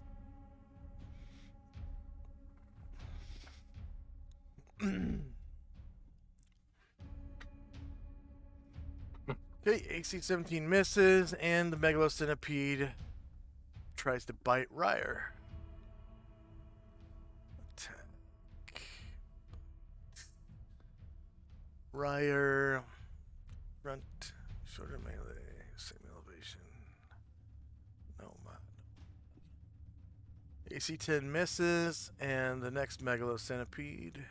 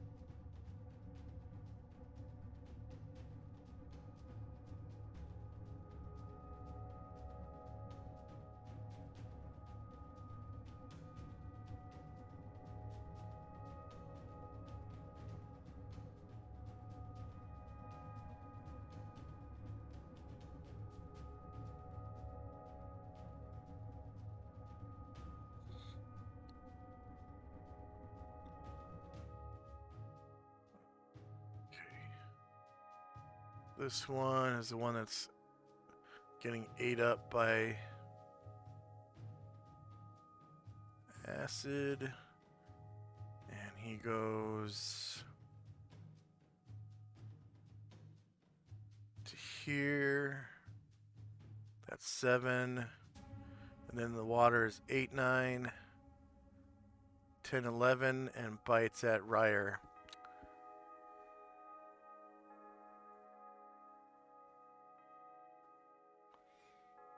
With no bonuses, just click through. AC 12 is a miss. IMC leader, Captain Dornavale. Alright.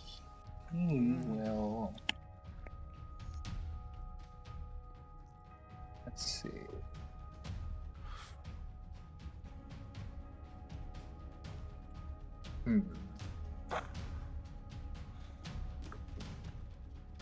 I didn't do a called shot for him, so it would there's a risk no matter who I shoot, right? Yeah, no matter who you shoot, there's a risk. Yeah. Until you get called shots on your initiative. Right. So, yeah. Actually, isn't that a thing I can do? Since it's the end of the round, can I change it to a called shot now? Yes. Yes, you can. And you can also draw longswords. Because the two people, was it the captain or the sergeant who you're shooting with? Or was it the captain? The leader? Okay. Yeah, you can definitely. I would probably also get closer. Yeah. So would I? Can I move through the monster space, and would I be attacked from the rear? If you move through a monster space, you get attacks of opportunity against you. Okay, of course, right. Okay, so shoot, the leader will.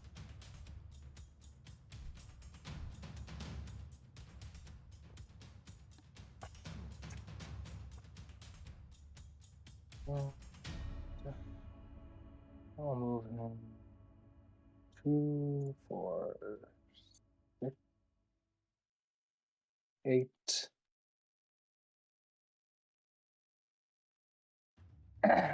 Okay, so hold on before you get so close.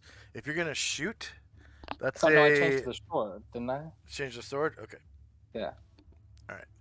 So missile attacks. If you're threatened by one creature and you shoot that creature, you don't take attacks of opportunity. If you're threatened by more than one creature and you shoot one of them, the other ones get to attack you. That's with missile attacks only. But if you switched to a melee attack, then melee rules apply. Okay, yeah. So yeah, I went to sword initiative, and he's gonna attack the one in front of Ryer. Okay. And I think he has a long sword. Oh, he's got a short sword. AC 10 misses. All right, end of round. Go ahead and roll initiative.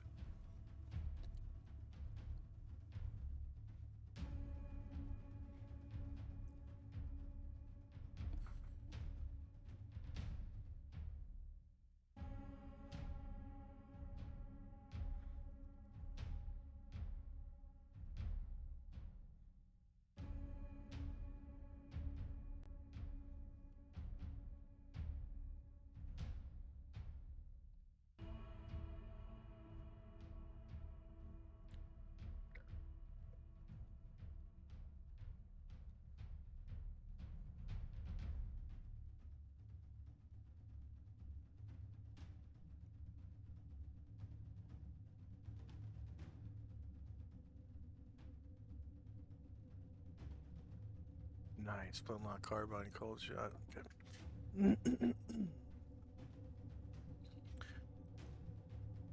So when the guys with rifles attack with their short swords, it's because they have affixed bayonets. Mm-hmm. So they have fixed bayonets, and then Shandrak himself has a long sword. Yeah, I'm gonna try to go in. And the rules for backstabbing are, it of course has to have a spine, right? Mm-hmm. So that excludes bugs, spiders, stuff like that. So you can't backstab bugs. Their physiology is different. But aren't they like an entire spine if they're a centipede? Yeah, they don't have a backbone. Like they have exoskeletons. So yeah, I feel. they don't really have vital organs the same way we do. There are vital parts of their body, but it's like not something that you would really know about. Yeah. I'll switch that initiative for Shandrak then. Because you were trying to go for the backstab? Mm-hmm. Okay. And that should be all.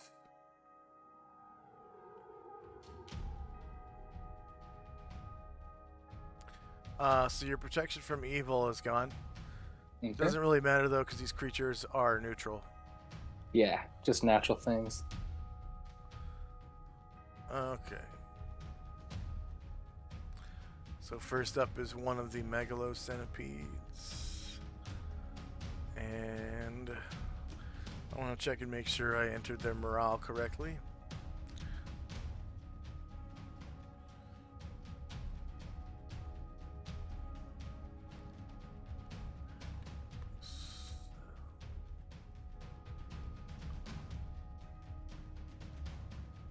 I did not.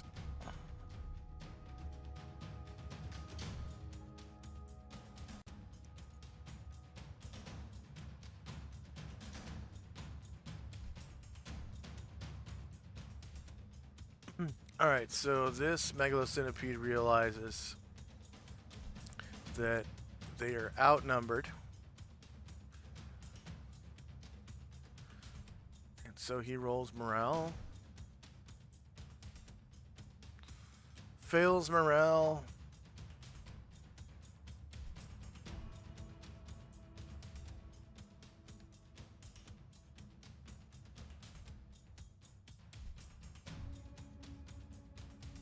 And turns his back to the sergeant and to the bard, who can now make melee attacks if they rolled for melee weapons, which I think the bard did. Yeah, the bard and the sergeant did. Okay, so they can both make rear attacks on this megalocenipede right here. Nice. So is this? I don't think I've actually gotten an attack of opportunity so far. So just to double check, so this is a bonus attack, right? This isn't like because they're running away. Yep. Yes. Characters get one attack of opportunity per round per 2 levels, I think. And warriors get 3 plus 1 per 2 levels. Nice. Something like that. -1 hits for 6 and 12 misses. Okay, so -6. And he skedaddles at movement rate 18. They are fast. Okay, the IMC sergeant gets to act. All right.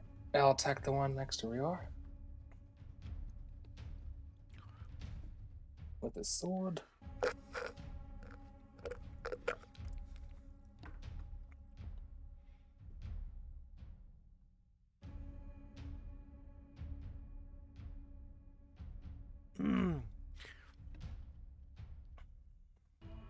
I made an Arthurian name generator, Uh-huh. and that's where Ryer came from, so it is literally Ryer.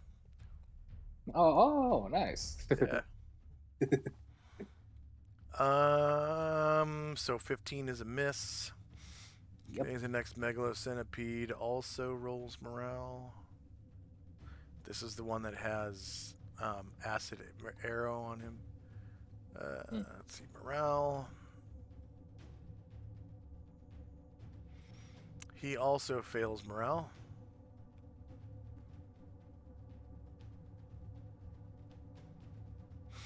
He had to roll lower than 6. What was the other guy? That one had to roll less than 0, so that first one had no chance. No chance. This one had to roll less than 6. So he turns tail to the IMC leader and to Ryer. Right. So they get... Wait, did the leader roll for short sword? He did. Okay. And Ryer rolled for his sword as well. Sword pistol. Yeah, sword, but he already did the his sword attack. operation. Yeah, but he gets another opportunity attack. Oh, okay. Oh wait, no, you're right.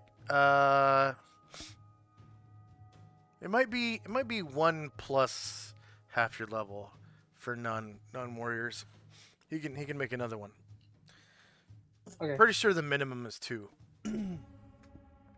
Okay, the captain does 2 damage. Oops, not that. Oops.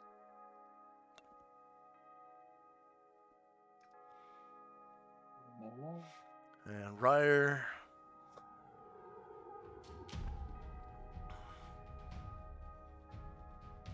All right.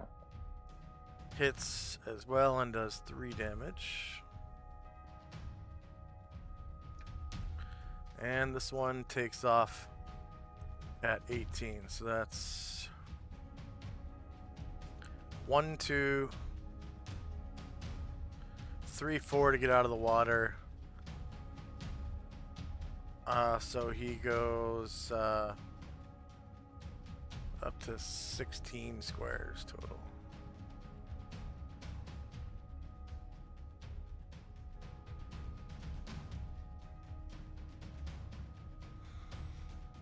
All right, Shandrak.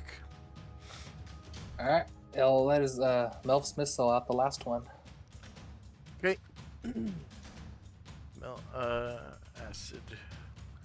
Acid arrow.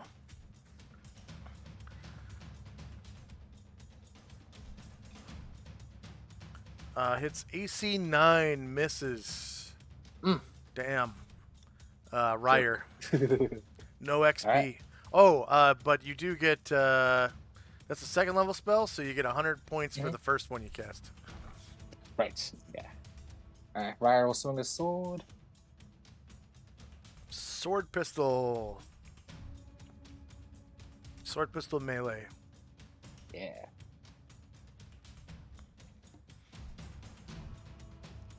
Ten is a miss. IMC leader with the short sword, right? Yes. So I'll take a step here and attack the flank. You will take an attack of opportunity. Mm, you know what? I'll risk it. Okay, attack, bite.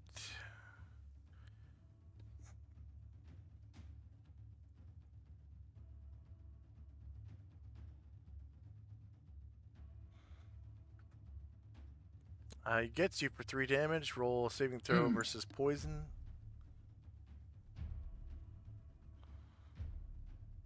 And if you pass, you take 10 damage instead of 3.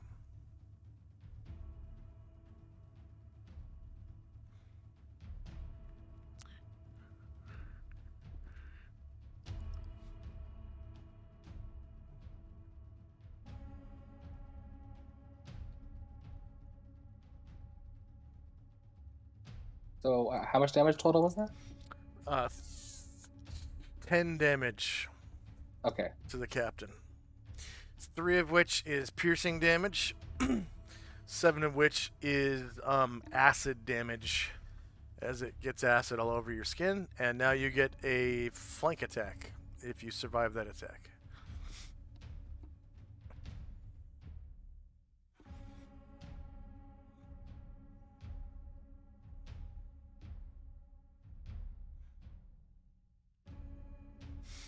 You crit him. Hey. Crit him, only causing 6 damage. All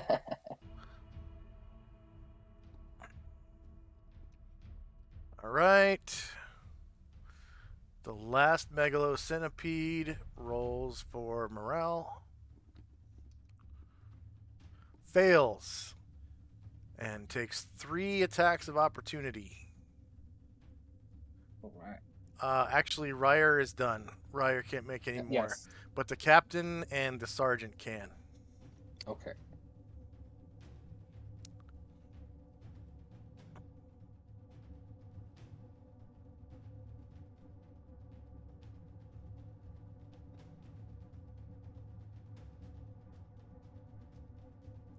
There was like a sploosh as the acid arrow hit the water.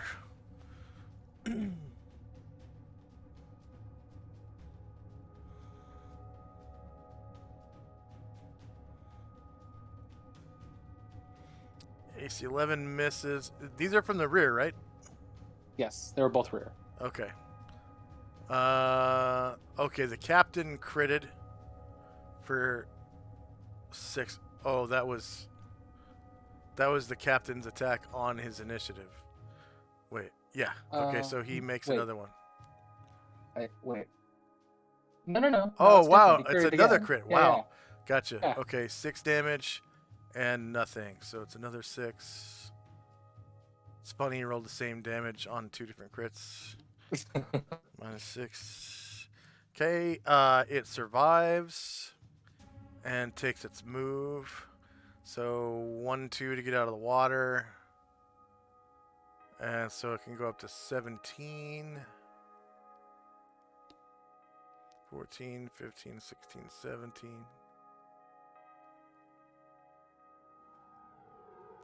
And no one can really see them anymore, so that's combat pretty much, and I'll give you XP. Nice.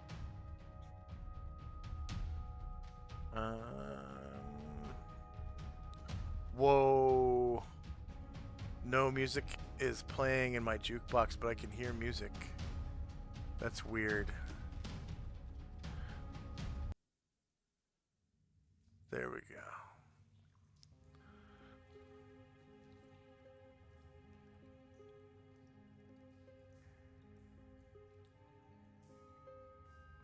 All right. Megalocenipede. Boom. So 3. Megalocenipede. They're worth bullshit XP for how much damage they can do. Yeah? Yeah, they can do. Well, concerning the poison, yeah. Yeah, I think the if you pass your save, it's like 2 Oh, it's like a D6. It's like a D6 plus 1 or something damage. What was it? 2d4 damage. And then Oof, their bite does D3 damage. So they can do up to 11 damage in one round, or 3 in one round and kill you the next round. yeah. And they're only worth 175 XP. Oh. And they have 3 hit dice. Huh.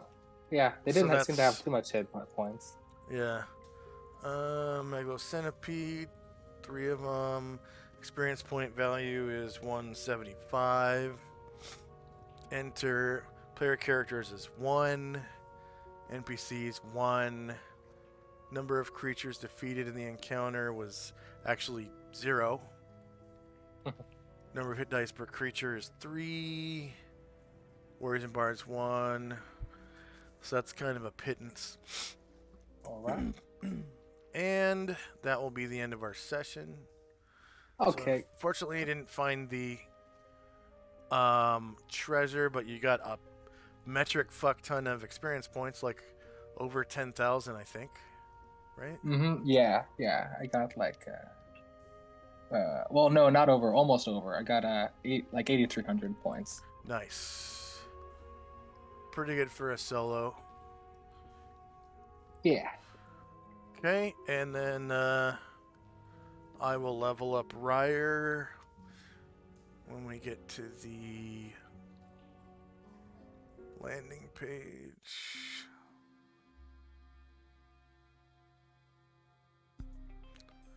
Okay, I'm going to turn animations back on. There we go. Everything's back to normal. Did you gain a level? Nope. Still a little ways away. Okay, I know Ryer did. He is yeah. maxed In out. Thief, right? Bard. Oh, right. Oh, yeah, he's just a bard. Right. And he got... See, NPCs get to keep their shit. So he got chainmail plus 5. So he's now at 24.99 out of 5,000. So he is now level 2. And he gets 15 discretionary points for his thief skills. See, bards only have pickpockets. What is it? Checks. These skill checks. They have everyone has climb walls and detect noise. Everyone. But they also have those two and pickpockets and read languages. So of the 2, 4, 6, 8 of the 8 thief skills, they only have half of them. They only have 4. Yeah. Climb walls, detect noise, pickpockets, read languages, because they have bard abilities that take place of open locks, find, remove traps, move silently, and hide in shadows. Yeah, those are the little more in-depth ones. Yeah. So I'm gonna increase his read languages by I think the max on discretionary points per level is 10. So I'm gonna give him 10 more on read languages, and I'll give him 5 on pickpockets. Nice. And then he gets a spell book with 1 spell in it. Wizard, level 1. He gets Phantasmal Force. Well, yeah. So I don't get to keep the potion that I pickpocketed, but do I get any XP for that? No. Okay. No, you just get. Wait, don't I get thief XP just for doing a successful pickpocket? Yes, which is 200. Okay. Let's see, NPCs, and he takes the place of Justin in Gronar. Gronar. Right, blacks. Add subfolder. Ryer the Black Bard.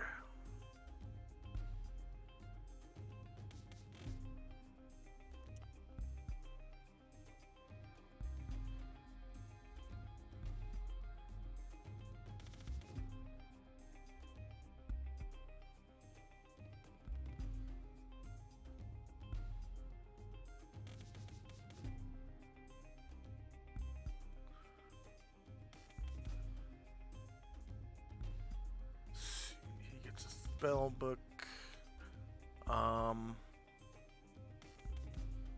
Pre-made sheets and such.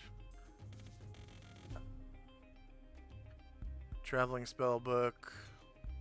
So he just found a spell book laying on the ground. That's Yeah. how it is. Hopefully it wasn't too dirty in the sewer. Yeah. So duplicate.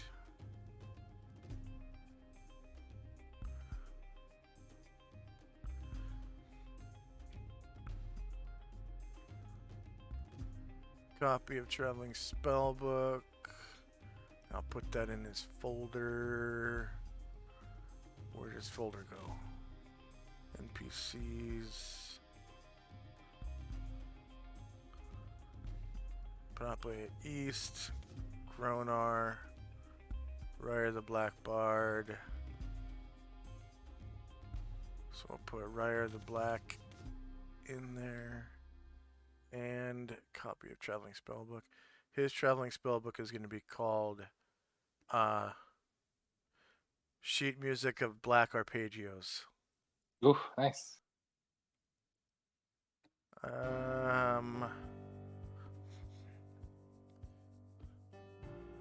Sheet music of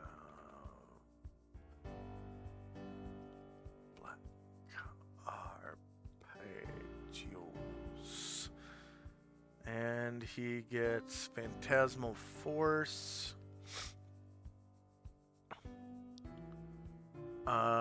That is level 1, so it's D6 pages. Spell number 1, spell level 1, spell name, Phantasmal Force.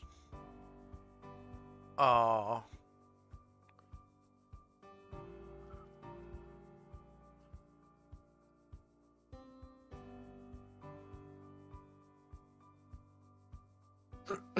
Spell name. Shit.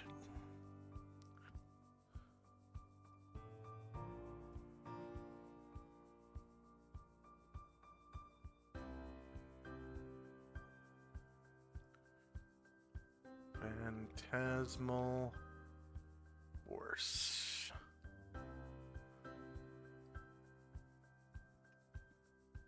Pages was full 6 pages. Ugh. Information is initial spell book spell. Pages 6 out of 6. There we go. And then Bardic notation. Of course. Notation. Save changes. Oh yeah, I'm gonna need a better picture than that. So let's see. Let's look up portraits of grimoires. Grimoire. I like the grimoire pictures. Yeah. Black arpeggios.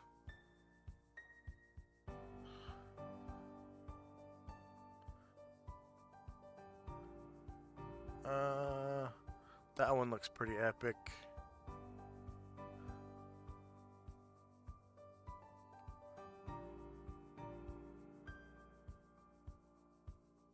got like a black tree on the front. It's purple. Nice. Okay, save changes, and then I'll add in his bio. Well, what was that?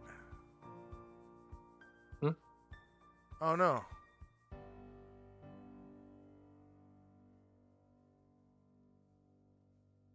Sheet music of black. Oh, okay, good. I had the original spellbook handout open. Got worried there for a second. Okay, so in his bio, let's see.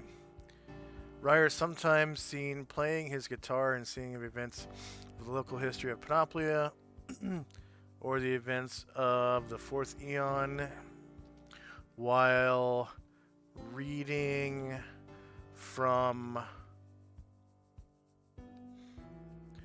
sheet music of Black Arpeggios. Yay, save changes.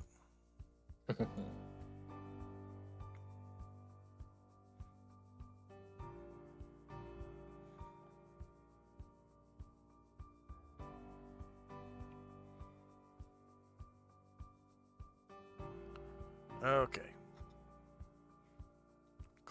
Close, and any suggestions for me? Oh, Oh, go ahead. Go ahead. No, I don't have anything in particular. Did you put the wizard version of Protection from Evil in the in honeydew the list? honeydew? Okay. Yeah, I did that. Sweet. All right. Yeah. Okay. So if that's it, go ahead. One other thing I did think of is I had forgotten about this for a while, but I was reminded when Asriel got his big old level up and got a whole bunch of new abilities.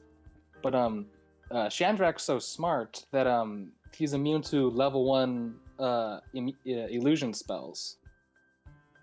So, like, would you be able to put that on my character somewhere or something? Or Yeah, you put that in your saving throw notes. So next to your spell saving throw, if you have room, in the actual notes on the table, on the character sheet, you write under player notes. No. The saving throw table, top right corner of the character sheet. Yes. Okay, where it says saving throw versus spell, there should be a line. Oh, spell. Okay, so Okay, where it says cold. Should I just add? Should I add illusion, or should I add the names of the individual spells? You go all the way to the end, and then you type immune to level 1 illusion spells. All right. Because that's the description under wisdom, right? Yes. Intelligence, yeah. So you go in where it's you click on cold half damage, hold the right key until you go all the way to the end, and then type in a complete sentence like immune to level 1 illusion spells. And that way, whenever you click on saves, the saves button, it'll have that in the notes. Okay, cool. So that'll be for you and me whenever that pops up then. Pretty much just you, because it's a menu actually. Okay. So you'll have to make sure that you read your notes when your saving throws come up. Right. Well, I mean, there's just because there's just certain things like change self, So if somebody has a change self on, I should just be able to see through that, But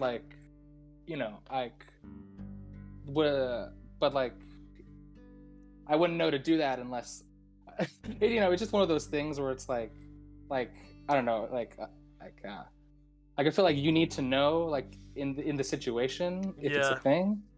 Yeah. I'll have to come up with a token marker or something. The thing about that though is, you know what? I'll put that on your tokens tooltip. Mm-hmm. So I'm glad.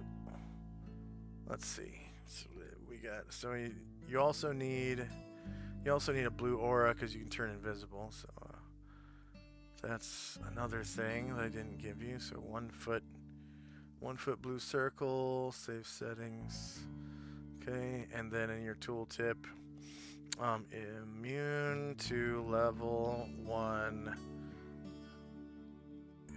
illusions. Period. Show save settings. So go ahead and hover over your token, and it says immune to level 1 illusions. Yes. Is there anything else special about your character that I should know like that? So I was trying to look a couple things up. There's because there's a couple different rules for like planar characters. If I look for if I try to look for a gate, I'm supposed to have like, I think it's a 1 in 3 chance to notice if there's a portal somewhere. Like there's a couple other things. I'll have to try to find them though. Oh, like interplanar stuff. Okay.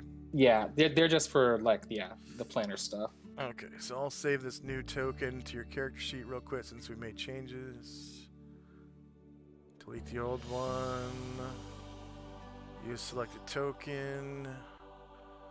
And save changes. So now it's connected to your character sheet. So if you import your character sheet into someone else's game, you'll have the stuff that I just changed. You'll have a blue aura that only you and I can see.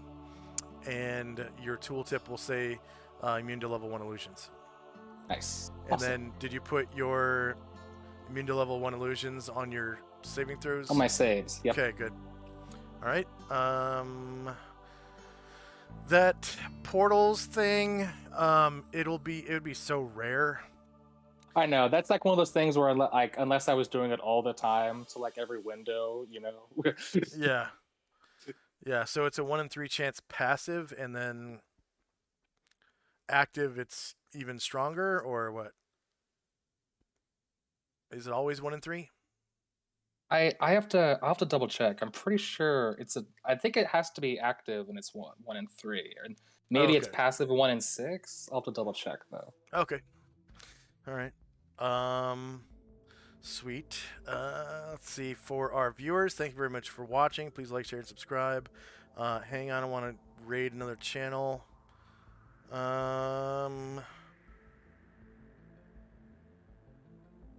Wow. No one's playing D&D right now? That's hard to believe. So hard to believe. Let's see. It is the day after Christmas, but come on. It's the day after Christmas. Right? Like, I understand a lot of people are going to be out shopping, but... That's true. It is Boxing Day. Yeah.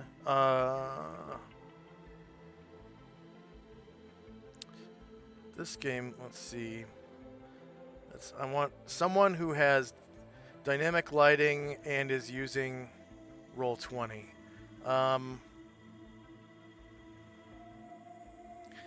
See, that Jaguar is definitely using Roll20 with dynamic lighting. Yeah, I'm gonna do that Jaguar. So it's that underscore Jag as in Navy Jag, and then UAR. That underscore JAGUAR. That Jaguar. They only have 3 viewers right now. It is in English, I think. Yes, it's English. And here we go. Start raid.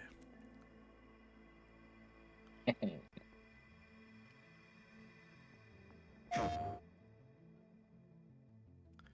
2, 1. Raid now.